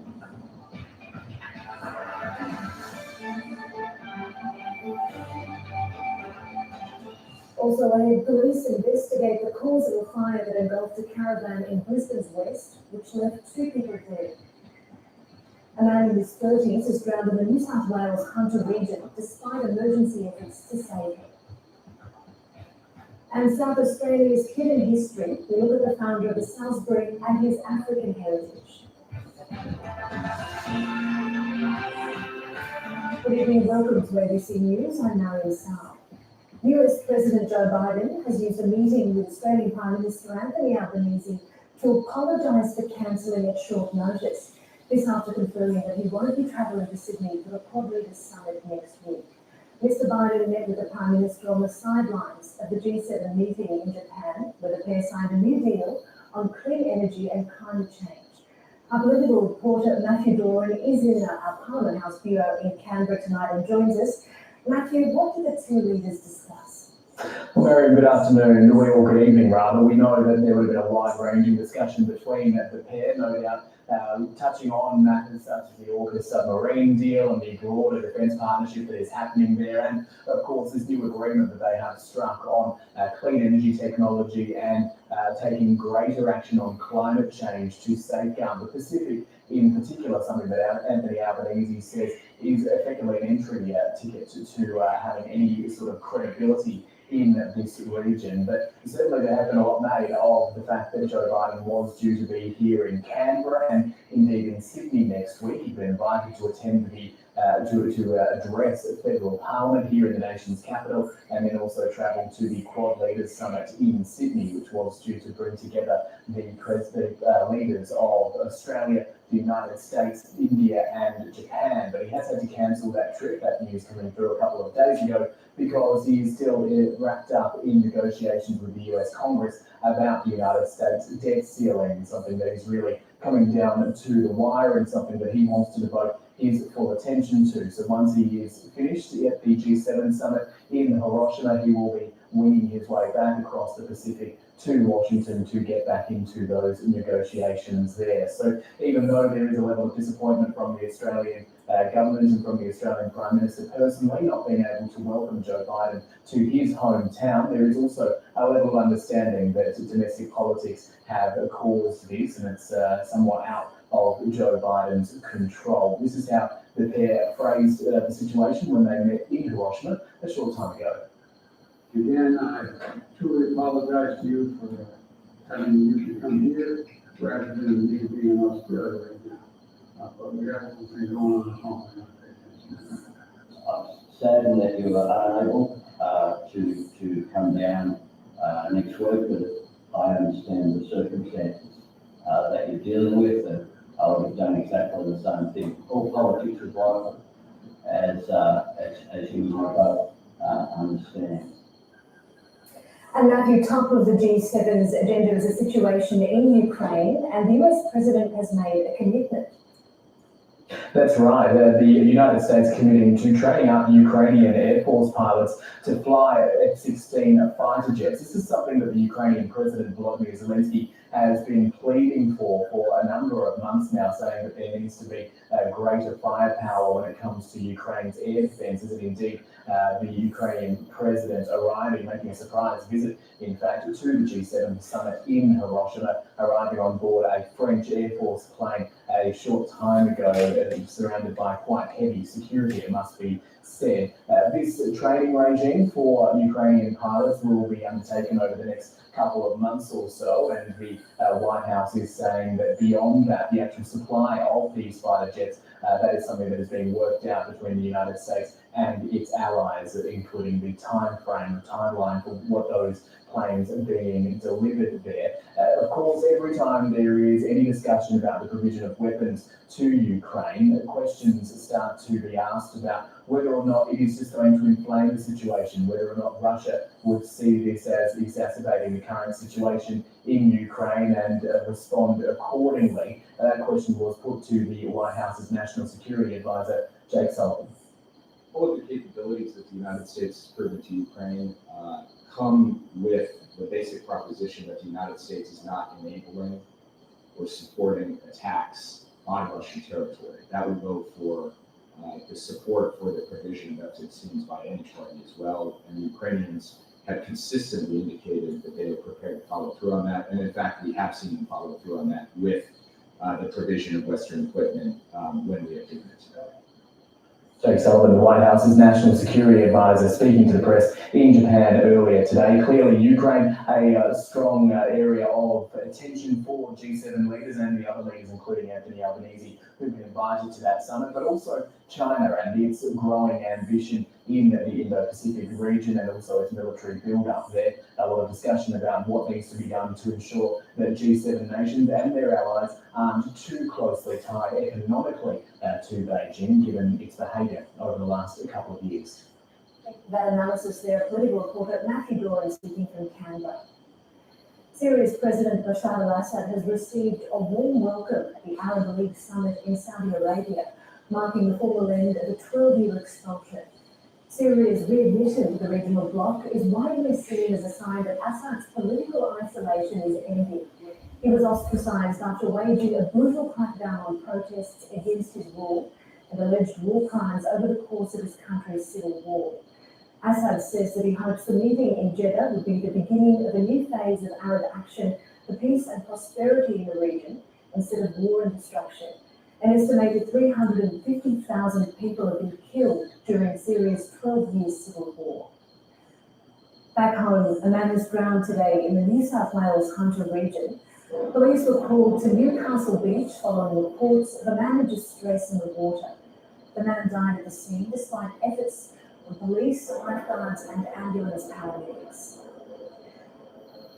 2 people are dead after a caravan went up in flames at a Brisbane property just before dawn this morning.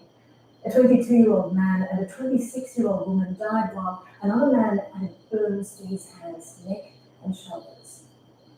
A blackened and burnt scene. Firefighters picked through the ashes of what was. The structure was fully involved, so fire coming out all sides. Emergency services were called to the Upper Brookfield property just before dawn this morning, finding an inferno engulfing the caravan. Crews worked to extinguish the blaze, but the structure couldn't be saved. Inside, the bodies of a man and a woman. The scene's always confronting, and any loss of life is sad. To lose 2 people in this way, it's a very sad day. A man was taken to hospital with burns to his hands, neck and shoulders in a stable condition. The burns consistent with trying to escape the fire or potentially alert people to the fire. Authorities say there might not have been a smoke alarm inside the caravan to alert the pair. Within caravans, it's not a requirement. However, we do strongly recommend it It's believed the man and the woman may have been staying in an area to attend the nearby Brookfield show. It's a tight-knit community, and obviously news like this is a shock. And so obviously today is going to be a very, very difficult, tough day, but we will rally. It's not known whether the two people who were killed were a couple. Investigators say there were a number of people staying at the property who witnessed the blaze who they're speaking to. They're now trying to piece together how this horrific blaze started and whether it was suspicious. Alex Brewster, ABC News. The New South Wales Police Commissioner has spoken for the first time since a 94-year-old great-grandmother was tasered by officers in a South Coast aged care home. Reporter Leah Harris has the details. New South Wales Police Commissioner Karen Webb has promised a thorough investigation into what happened to Claire Nowland, a great-grandmother who was tasered by police in her nursing home on Wednesday. The Commissioner today said Miss Nowland remains in a critical but stable condition, surrounded by her family in Cooma Hospital. Miss Nowland has dementia and was living at Yalabi Lodge in Cooma when staff called police reporting that she was holding a knife. When police arrived, they say Miss Nowland was advancing towards the officers slowly, using her walking frame and holding a serrated knife when an officer tasered her. She fell and hit her head and was taken to hospital in a critical condition. The Commissioner today conceded it was unusual for police to be called to a nursing home to deal with a dementia patient, but would not go into why the officer may have used his taser. Ms. Nowland is well known in the local community and celebrated her 80th birthday by skydiving over Canberra. She has 8 children, 24 grandchildren and 31 great-grandchildren. The Police Commissioner today defended her decision to not have spoken publicly before today, saying that she spent yesterday with Miss Nowland's family in hospital. There is a need, immediate need that the family were notified first, and that was respect for the family. They've got a big family that is dispersed around New South Wales and other places, and that took some time. The Assistant Commissioner Cotter is in charge of this investigation, and he is the designated officer, so it's appropriate for him to talk to the facts that we know so far. And as I said, I sat with the family yesterday in Cooma, so it's appropriate that I talk to you today about what we are now dealing with, and that is really the question of why, and we all want to know why. The Commissioner said that the detectives are already on the ground in Cooma investigating how this incident has happened as they conduct that critical incident investigation. The officer who discharged his taser has been on the job for 12 years, and the Commissioner would not confirm whether he's been stood down from duties, but did say he is no longer in the workplace. Greens Senator David Shoebridge is calling for the New South Wales Police to release body cam footage of the incident. My reaction, like millions of Australians who have heard this news, is of shock and disbelief. How can it be a reasonable use of force for police to be tasering a 95-year-old woman with dementia in a walking frame in a nursing home? I'm joining with my state colleagues to make a very clear demand for the New South Wales Police and the New South Wales Government to talk to the family, get their consent, and then release both the body cam video and the video that the taser produces. The public have a right to know what the police did, and this cannot be hidden in a police investigating police private inquiry. An Australian man accused of a drunken rampage in Indonesia has had his detention extended as his alleged victim faces amputation. Queenslander Bobby Risby-Jones has been in custody for more than 3 weeks. The negotiations to free him without charge have reached a stalemate. Out of hospital and now back on Simil Island, Eddie Ron is hoping to recuperate at home. He wasn't supposed to leave the hospital yet, but we wanted to go home because we thought traditional medicines could help. But broken bones haven't healed and his foot is still badly infected. The fisherman fears he could lose the limb altogether. The doctor in Banda Aceh told us there are 2 possibilities. If they can't use a metal pin, my husband may have to have an amputation. Australian tourist Bodie Risby-Jones has admitted he attacked Eddie Ron during an alcohol-fueled rampage last month, in which police allege he hit out at everyone in his way. I feel like not myself, like almost possessed. Prosecutors are yet to decide whether to charge him with assault and police have now extended the time they could hold him by several more weeks. If the 20-day detention period is up and the prosecutor's office still needs time to process the case, then we'll extend his detention. Wispy Jones's parents are still hoping to strike a compensation deal with the fishermen to avoid charges, so the Noosa resident is deported instead, but they can't agree on the price. Eddie Ron and his family have asked for the equivalent of $61,000. If a peaceful resolution is reached with the perpetrator's family, then of course the legal case will automatically stop. It's understood Wispy Jones's parents have balked at the amount Eddie Ron is demanding, but if his foot is amputated, he'd be permanently disabled, making it harder for him to work and increasing his medical bills, meaning more compensation. Bodie Wispy Jones could remain in limbo for a long time. Anne Barker, ABC News. John Harvey is remembered as the man who founded Salisbury in South Australia, but less well known is his African heritage. This type of racial omission is surprisingly common in Australia's colonial history, but some historians hope that diverse heritage can be properly acknowledged in the story of Mr. Harvey and other notable arrivals. Walking down the streets of Salisbury, John Harvey's influence is hard to miss. Right here is the St. John's Church. It was built in the 1850s, not long after John Harvey landed here. There's actually a photo of John Harvey at the laying of the foundation stone. 9 years after moving from Scotland to South Australia, the future MP bought land and began floating the city shortly after. His influence on the settlement, which is now a main hub in Adelaide's northern suburbs, is acknowledged. What's not is his African heritage. He mentioned about his parents being of St. Helena origin, which is an island of South Africa.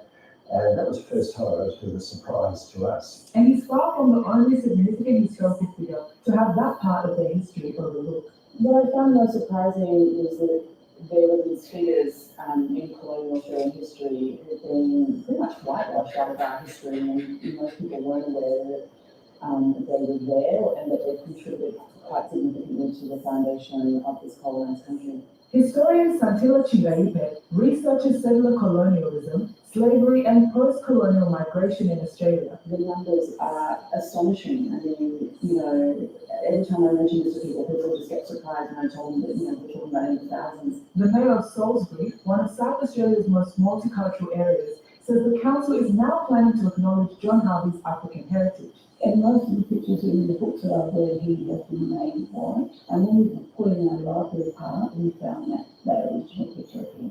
Ms. Chingaipe hopes other bodies across the country will also recognise the diverse heritage of significant people. That will start to be able to acknowledge the complexities and nuances of the people that arrived during colonisation. Rewriting history with the truth of the past.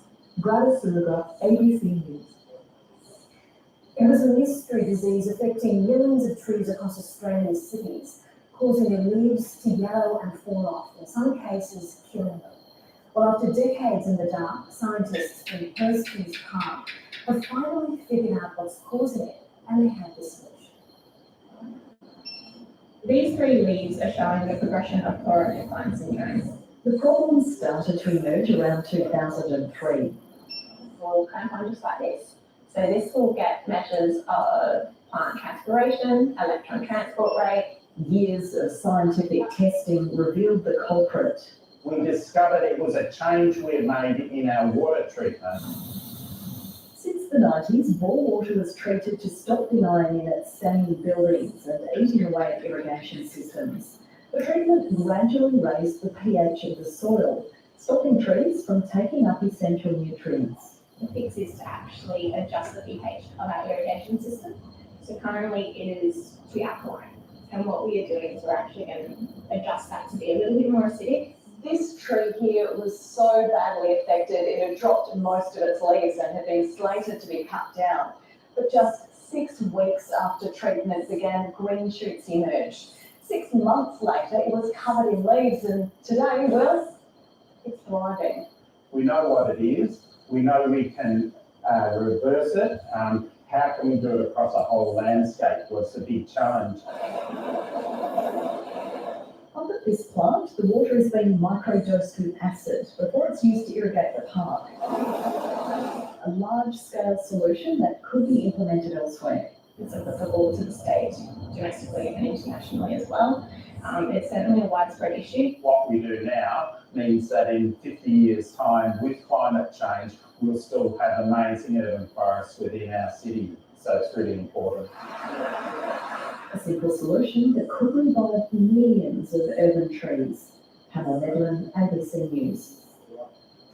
Hundreds of drag queens walked the pink carpet in Sydney for the city's inaugural Drag Expo. Our reporter Alex Lewis went along. So I certainly don't think I've ever seen this many drag queens in one location. There were more than 200 this morning, scrubbing this up on the pink carpet here, and I'm joined by one of them, Trinity Natak. Thanks for joining us. How's the expo been going today? It's been absolutely amazing. Everybody's been so kind, and there's lots of glitter, so good luck getting that out of your houses. How would you describe drag? Well, drag is really whatever you want it to be. There's no rules. It's an art form, so it just requires you to be creative, and whatever you want to portray out into the world, you just do. And drag is something positive and something that's entertaining, and so really whatever you want it to be. I choose to be a gorgeous blonde lady today, so that's what I'm giving you. What made you decide to do it? So I started doing Drag the Dare years ago, and that dare stuck, and now I've been doing drag for 20 years. There's a huge amount of people here today. How much do you think drag culture has entered the mainstream? Oh, drag is 100% mainstream, and the reason why is because drag allows people to escape, and we're entertainers. So when you come to a show or you come to an event, you forget about everything else, and you just enjoy the laughter and the good time, the good vibe, and that's what drag is all about.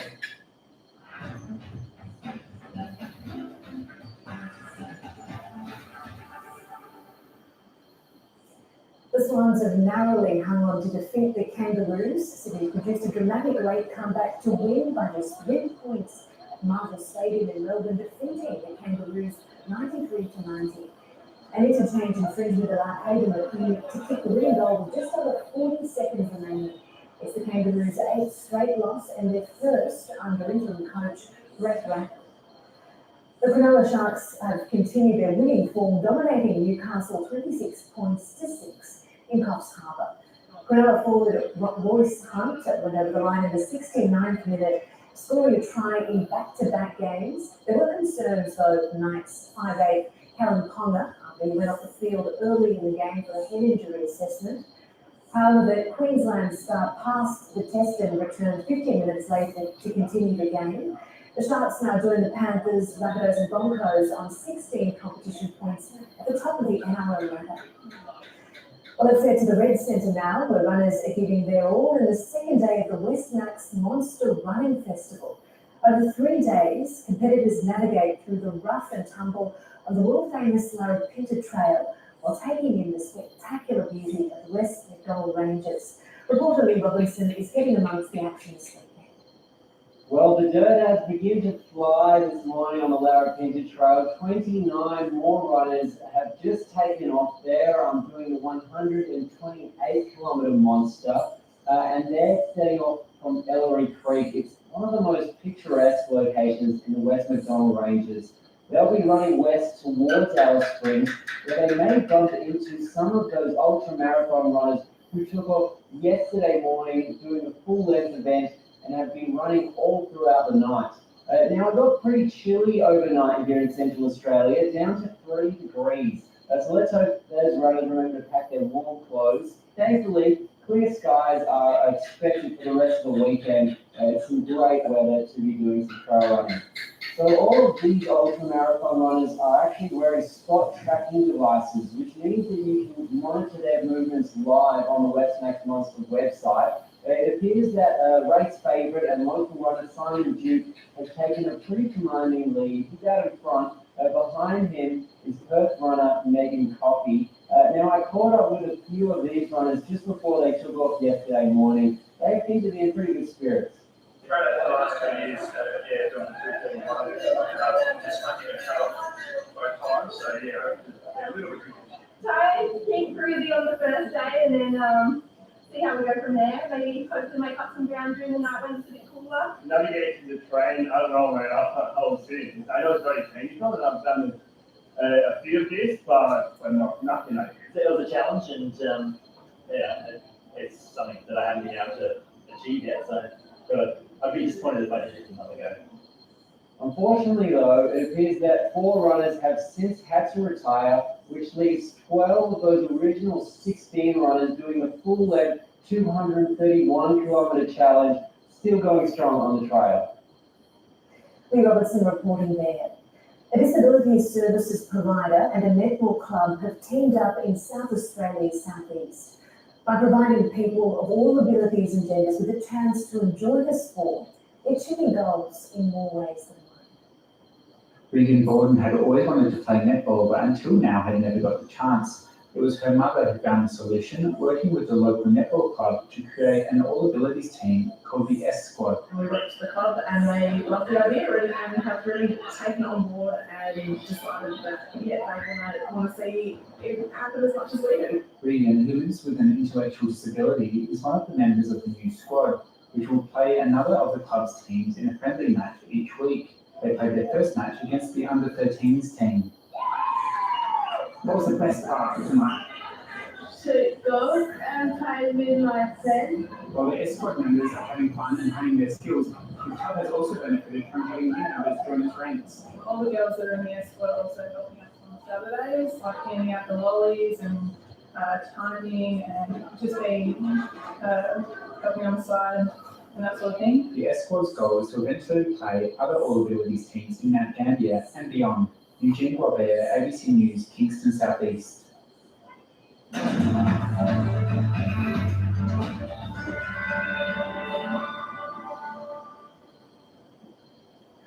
On the satellite, cloud in the southeast is bringing showers to Victoria, Western Tasmania, and some coastal areas in South Australia. A high-pressure system is keeping other parts of the country dry and mostly clear, bringing chilly temperatures to New South Wales and the interior. Looking around the country for tomorrow next, Queensland will be sunny and cool across the south and northwest, scattered cloud and warm to the northeast. To New South Wales and the ACT, mostly sunny and cool to cold in the northeast, clearing showers in the south and snow across the Alps. In Victoria, mostly cloudy and cool to cold in the southwest, clearing showers and cool to cold in the southeast, mostly sunny to the northwest and early snow on the Alps. And down to Tasmania, windy with rain and cold in the southwest, early highland snow and clearing showers, cold in the southeast. Mostly cloudy and cool in southeast and north of South Australia, clearing showers over central parts and in the west. Across to Western Australia, mostly cloudy and cool to mild in the southwest and south of the state, windy and warm in the north. And in the Northern Territory, sunny and warm in the northwest at the top end, mostly sunny and mild in Arnhem, windy, cool over the interior, mostly sunny and cool to cold in the south. Looking ahead to Monday's forecast for our capital cities, Brisbane will be mostly sunny for Sydney, early frost and clear skies for Canberra. Melbourne and Hobart will be cloudy, a possible shower for Adelaide, mostly sunny for Perth, and sunny for Darwin, with a top there of 30 degrees. And that's the latest from ABC News. We'll leave you with these pictures that just came in moments ago from Hiroshima in Japan, where G7 and its leaders have joined together for the famous group photo. Ukraine's President Volodymyr Zelensky has also arrived in Japan for talks. Fresh sanctions against Russia have been announced at the summit, and the United States opened the door for NATO allies to provide F-16 fighter jets to Ukraine. I'm Marion Saab. Stay with us for Australian Story. That's coming up after this short break.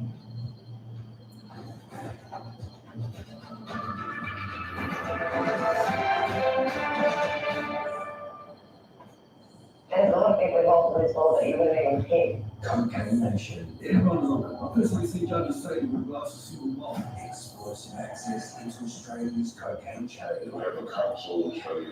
Do we monitor it? We try our best to do so. It's an ego thing. When you come from nothing, it's about making something. I'm not an outlaw trying to rub it in the police's face. I prefer to deal with people over a cup of coffee. Do you think there's a moral problem with being corrupted? Four Corners, Monday, ABC TV and ABC ITV. This week on News Breakfast, we catch up with the stars of the highly anticipated live-action remake of The Little Mermaid. And Jimmy Barnes and Chris Cheney drop by as their supergroup, the Barnstormers, release their debut album. We'll see you there. From the makers of Father Brown. Sister Monica, at your service. When it comes to solving murders, none are better. Cornflower. What's this gases all over our crime scene? Take it over to the house. Oh, it's definitely dead. Dissolvers, Agatha Christie. Fear not, we will get to the bottom of it. So, what's your next? Sister Boniface Mysteries, tonight 7:30 on ABC and ABC iView. First of all, why do you get this? Because someone thinks you're here. I'll bet. I'm here to say You're on my list.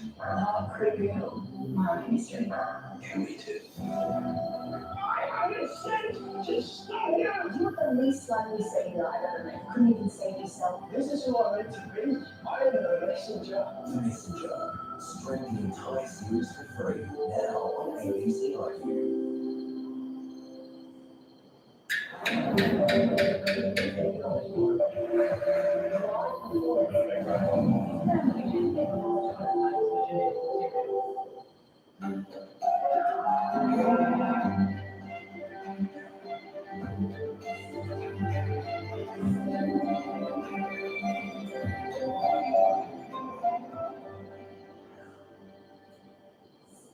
Hello. It's really quite hard to know how to introduce tonight's story other than to just say, wow, the love in some families is incredible. Michelle and Joe Harley always wanted to have kids, but like a lot of people, they had fertility issues that caused them a lot of sadness and trauma. Michelle couldn't carry a baby to term, and that is where her 52-year-old mum and her sister-in-law stepped in.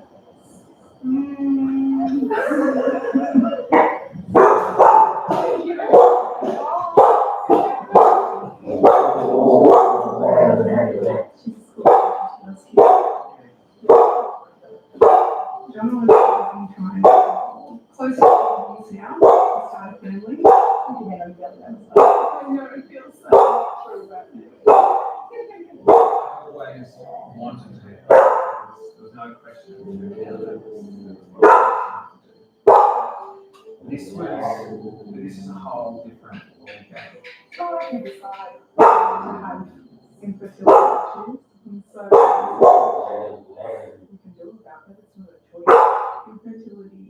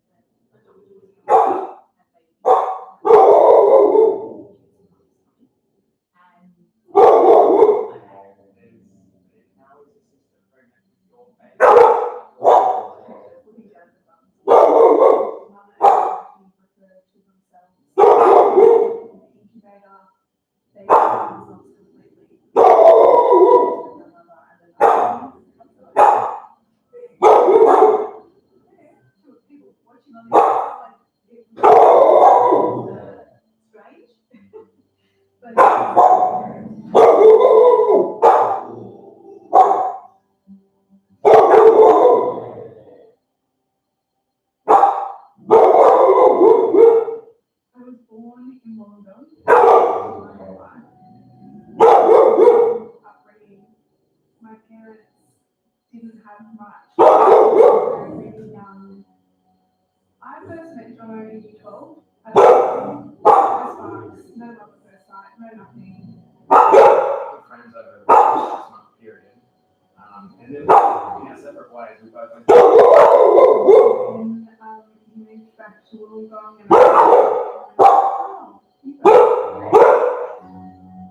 and then we'll sort of snowballed from there quite a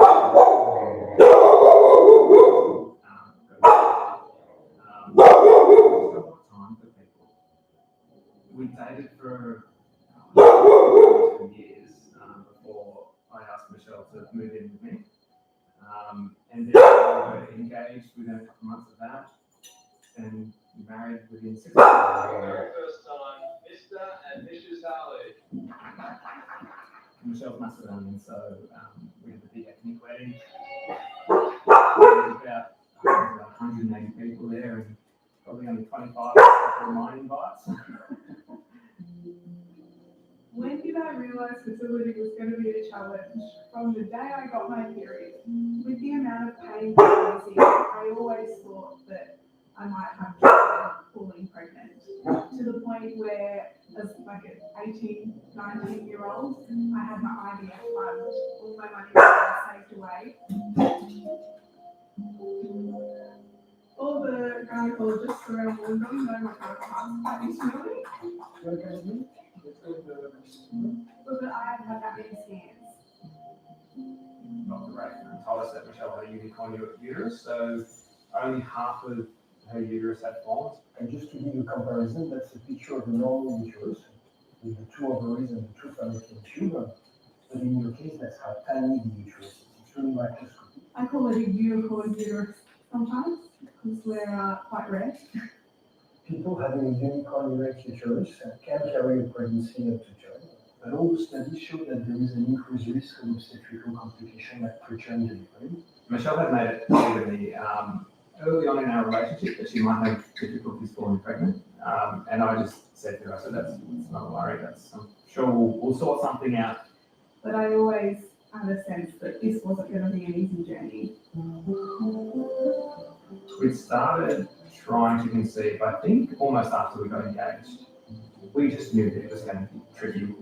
Obviously, Michelle's IVF fund that she'd sort of squirreled away was a bit of a godsend. We started IVF in 2020. We implanted one of those embryos and that didn't stick. We did another round of egg collection. And that time we got so many more eggs. And then the first one that we put in stuck. And I remember getting a phone call from Michelle saying that she was pregnant. Was I overly excited? No. I just went, oh, okay, like, it's worked. And I think that was because I knew that there was a long road ahead. Michelle was quite guarded through the whole process. And she'd sort of say, why are you looking at baby names? Don't sort of get your hopes up almost. Michelle would go to sleep and we'd have to find another side of bed and I'd do this. It was writing down baby names in secrecy. And then one night at 7 weeks, I stood up and I hemorrhaged and I lost about 700 mils of blood. And the ambulance came, took me to emergency, and the next morning I got an ultrasound and the sonographer said, there's the heartbeat. I was like, excuse me? I was bleeding so much. How is that not a miscarriage? 24 weeks was my goal because at 24 weeks, that's when doctors say that pregnancy is viable and we can start saving this baby. But at 18 weeks, my water broke. They were on their way to the hospital and I was tearing up at the time and trying to think maybe she could get to 22 weeks and then maybe there'd be more chance, more hope. And another ultrasound, the baby still had a heartbeat, but not for much longer. My infection levels were rising and the baby was getting sick. And so we had to say goodbye. there were probably 5 other birthing suites there, all with women screaming, giving birth, babies crying, and we're just stuck down here and about to give birth to a baby that won't make it. Yeah, it was horrible. When the baby was born, he was a fully formed human. He was just tiny. We called him Ralph. He'd already passed away on the way out, so we didn't really get to meet him, I suppose. And I remember when the doctor told me that he was a boy, I just cried. So I always wanted to have a son. I was wailing. I just felt like my body had failed my child and that I couldn't keep it safe for long enough. The doctor said to us, okay, we need to push out the placenta now. And that's where everything just got so much worse. There was just an enormous gush of blood, floor, walls. It was like something in a movie. It was horrible. And I remember at that moment just thinking, oh my God, I'm gonna lose her. Michelle had hemorrhage, so poor Jono was there with Ralph and his wife's been taken off into surgery, so it was just absolutely heartbreaking. So I'm standing in a room on a rainy day, holding my dead son, just looking out the window because I didn't want to turn around and see all of the blood. And I remember thinking, oh, what if Michelle doesn't make it? What do I do? I've got nothing. We were worried that we'd lose Michelle. She wouldn't make it. It was quite touch and go. Yeah, it was the best part of an hour before they came back and told me that she was okay and that they'd managed to stabilise her. We were able to spend a few days with Ralph, and we were able to pick him up and hold him and be with him. Saying goodbye to Ralph was so sad. Knowing that I wasn't going to be able to hold him again, or look at him again, or feel him again. It sucked. No parent should have to say goodbye to a kid. The day Ralph was born, very sad time. Michelle nearly lost her life trying to have a baby, and the doctors then said that, they can't try again. She's at too great a risk. My sister just said, no, I'm not allowing Michelle to fall pregnant again. I will be a surrogate for you. And the same thing happened with Michelle's mum. Guess that's the only way that, you can have a family. Never at any point did they say, will you do this for us? We offered it to them without being asked. Yeah, for Jazzy and I, it was, this is how we're going to help, this is how we can help, this is how they can have a family that they want. It's more popular overseas, I suppose. Like in America, I think you can just go and pay someone to carry a baby for you. Commercial surrogacy isn't an option in Australia, it's not legal, so you can't go out and pay someone to be a surrogate. So it's got to be someone that offers. I still can't believe that we have 2 people that are willing to do this. There are a lot of people who do not find a surrogate. So the fact that they came up with what we want with 2 was totally, something that was completely unexpected. I'm like, wow, can we do this? We're definitely not doing this for money. We're doing it for love. We were mourning the loss of our son, but we had hope. My sister had 3 kids of her own, and Michelle's mum had 2 kids of her own, so they had a pretty good track record.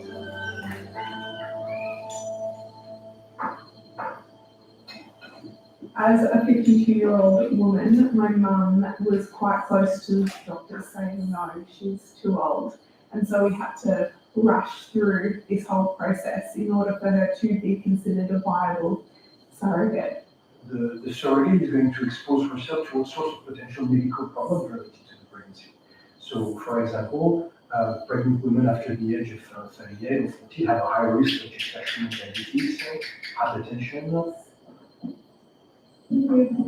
The doctors were very cautious. Dr. Rathman said, look, I need to make sure that you're going to be okay and you're not going to be put at risk. So we had to go and get lots of tests.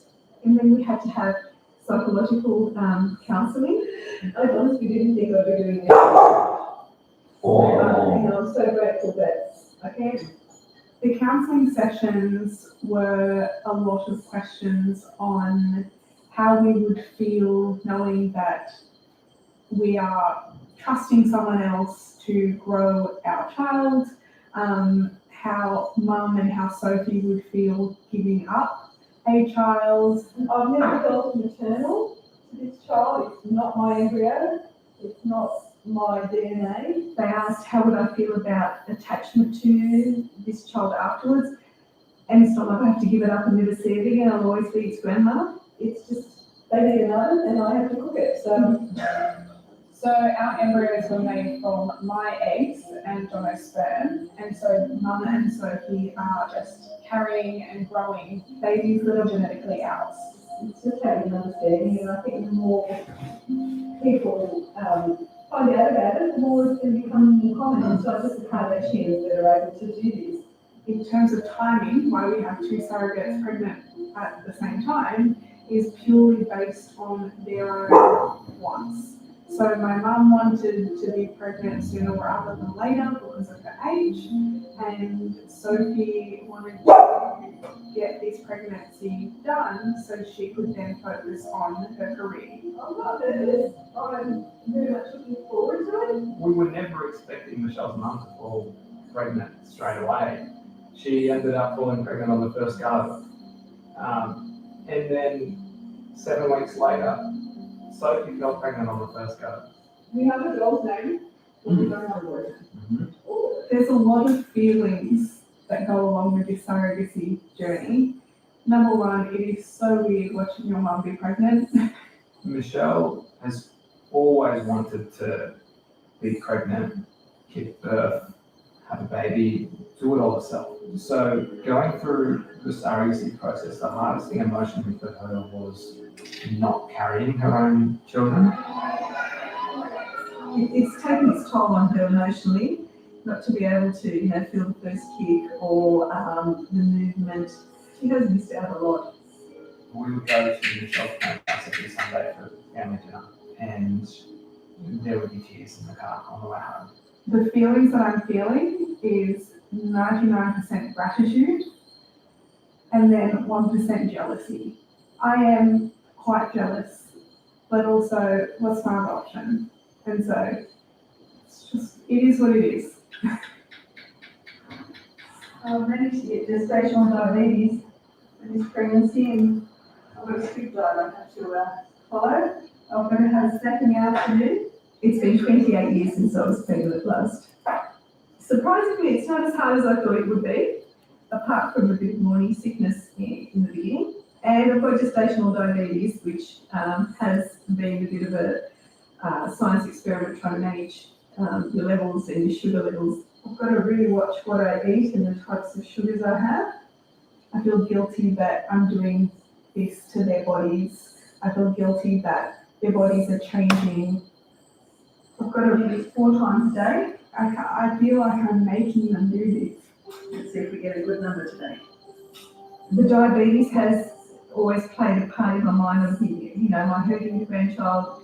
Have I eaten the wrong thing? That's a good brain. It's like babysitting your grandchild for 9 months. You don't want to give it back with, it's got a lump on its head or it's fallen, on your watch.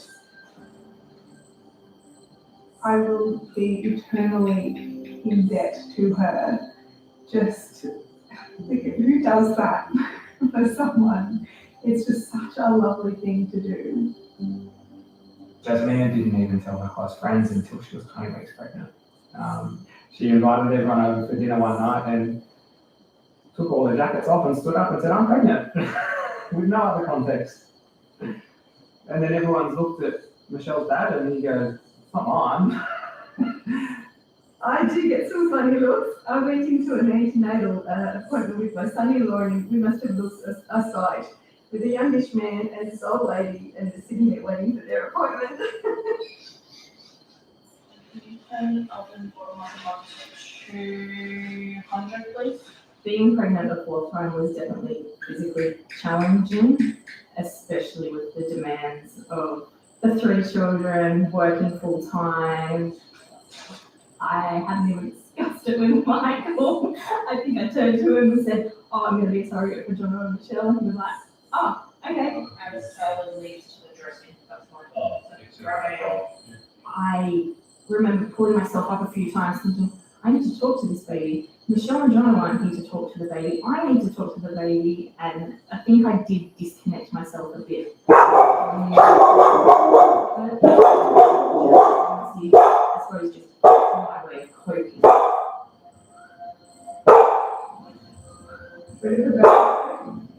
Oh, sure. Oh, you come. I believe it. The doctor said the stop shoot the video was there and I wholeheartedly agree with that. Let's do this.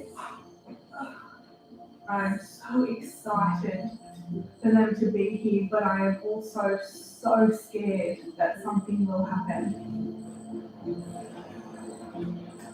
I think I'll be overjoyed to finally see my daughter become the mother that she's always wanted to be. I'll be so happy for them both. They finally become parents after such a difficult and long road to get there. Yep, we'll get right into this. Going into the birth, I was excited, but I was so nervous as well. It was very intense. It was very emotional. I mean, all we wanted was a baby that was alive, to be honest.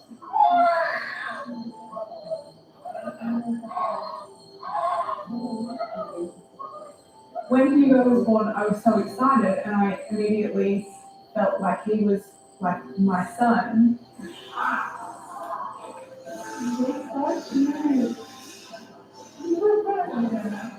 But I also was in so much disbelief that I couldn't let myself feel such strong emotions towards him. It took a little while for it to sink in that, oh, this is real now. I don't need to be scared anymore. I can't believe it. I still can't believe it. Still looking at him, it's like, wow. I'm so happy. You're so cute. You have so much fun. I will never forget that feeling after all that we had been through. We're very happy, proud parents. It feels so surreal. Look at your eyes. I was just so excited. It was just, we'd finally gotten there. It was 4.5 years in the making. And we'd sort of gotten to almost the end of the journey, I suppose. Ready to change your happy? We brought Hugo home, and because we were so guarded, we hadn't been to any classes, we had no idea what we were doing.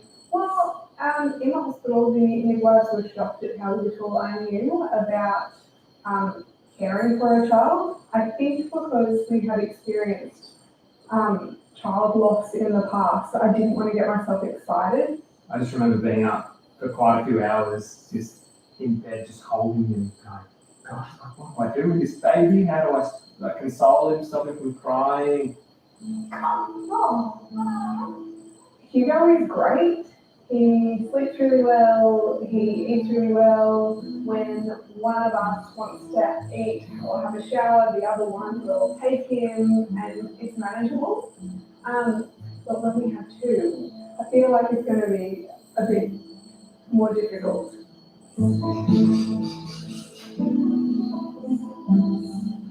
Tomorrow I'm 38 weeks, but the doctors want to induce me early just to make sure that everything is fine.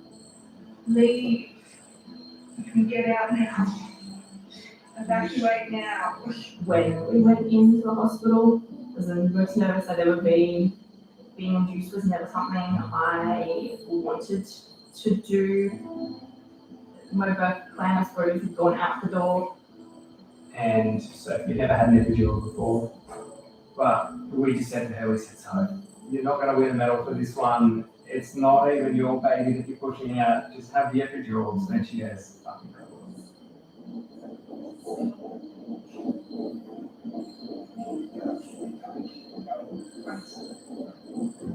Sophie was pushing, and then the midwife said to me, "Oh, do you want to pull the baby out?" And I had never even thought about that as being an option.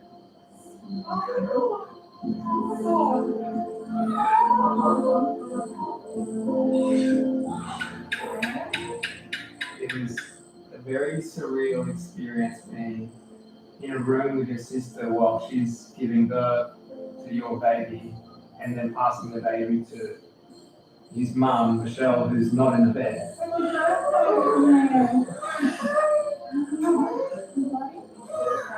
Because of the success of Hugo's birth, I was able to be a lot more emotionally present with Spencer's birth, which is really nice.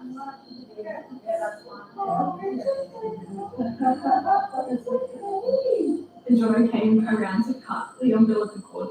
And he's taken a few steps forward, doesn't want to say anything. So I sort of do this awkward shuffle and back in and then sort of cut the cord over here, and by that stage Sophie's there yelling at me saying, I don't care, we've come this far, it doesn't matter. Yeah. To walk out of the hospital having given birth and go home without a baby. Well, that was probably the weirdest sensation. There'll always be that special bond between the two of us, and I think I'll always feel bad when I miss a milestone, but that's also part of life. I'm not his mum, I'm his auntie. But yes, very much a doting auntie. Hey, Huey, it's Mum. It's Mum. I think one baby was good. Two babies. One baby was easy, don't we? I think two babies, different story. Hugo was born in 2022 in December and Spencer was born in 2023 in January.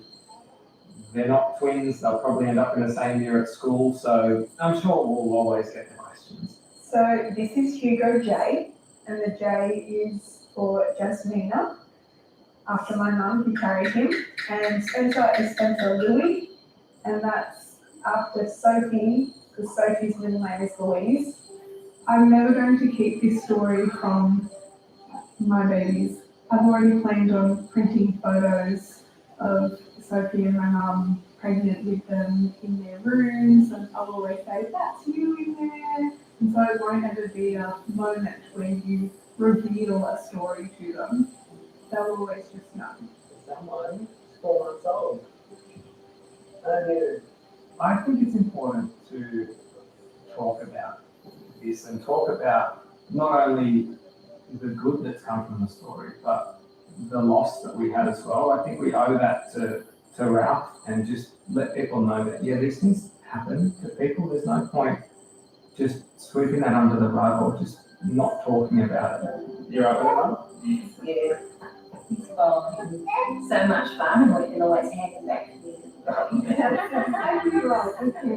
They've brought so much joy into our lives. There's tears, there's screams, there's wee everywhere. There's all of the messy sides of babies as well, but we're just over the moon. The cesarean took me a few weeks to get better, but it was so worth it. Look what we've got now. We've got little Hugo here. 100%, without a doubt, I'll do it again. My recovery being really good. Yeah, it's been quite easy when you don't actually have a newborn to pick up. So we put them down at 7 and they woke up at 5, but then we fell asleep again until 7 a.m. Both guys. Yeah. How did you two babies that do that with parents?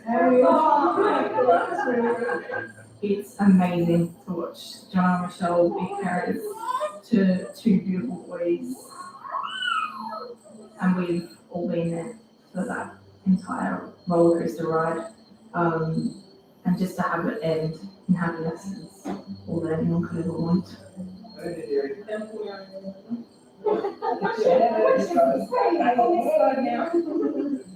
I kind of feel like, why me? What have I done to deserve such lovely people in my life that are willing to do this for me? Without them, we wouldn't have a family. So, is there an emotion big enough to explain how you feel, how thankful you feel for people like that? I just, yeah.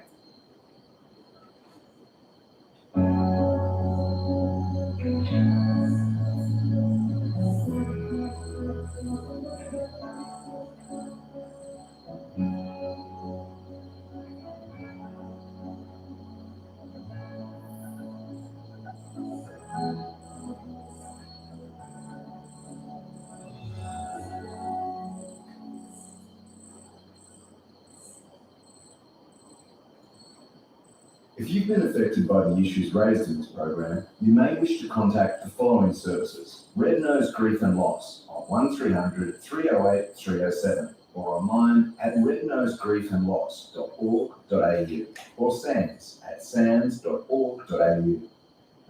This week on News Breakfast, we catch up with the stars of the highly anticipated live-action remake of The Little Mermaid. And Jimmy Barnes and Chris Cheney drop by as their supergroup, the Barnstormers, release their debut album. We'll see you there.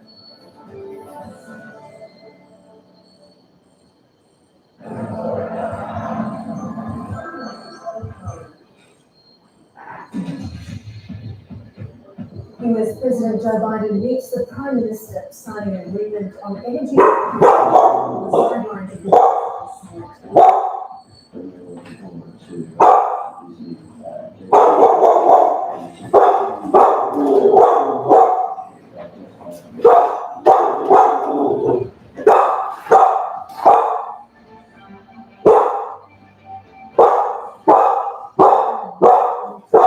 Killed in a caravan fire in Wales.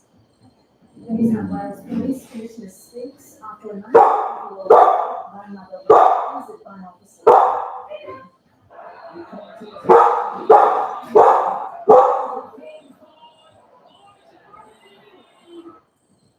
And so this one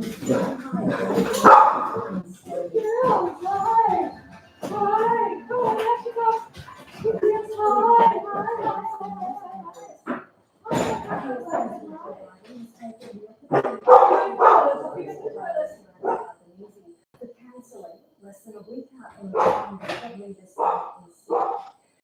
sitting down on the sidelines of the G7 meeting in Japan as the White House confirmed plans to train the Ukrainian Air Force to fly F-16 fighter jets. The wartime country's president, Volodymyr Zelensky, made a surprise appearance in the Japanese city hours after the announcement. From Hiroshima, North Asia correspondent James Overton reports. Our friendship is permanent. Absolutely. Swapping Sydney Harbour for Hiroshima Bay. Again, I truly apologize to you for having you to come here. We're asking you to do Australia now. But we got everything going on at home. Since Russia the difficult negotiations with Congress with the US debt ceiling, cancelling his onward travel to the Prime Minister's hometown. I've done exactly the same thing. All politics is like that. But not before announcing support for friends further afield. The United States promising training to Ukrainian pilots on American-made F-16s. The hope is to deliver the elite fighter jets in coming months in an effort to bolster the country's alleged air defences. As the training unfolds in the coming months, we will work with our allies to determine when planes will deliver fuel to be delivered. For months, Ukraine's wartime president has been pleading with allies to provide extra resources. We are returning home with new military help. Vladimir Zelensky welcomed the new pledge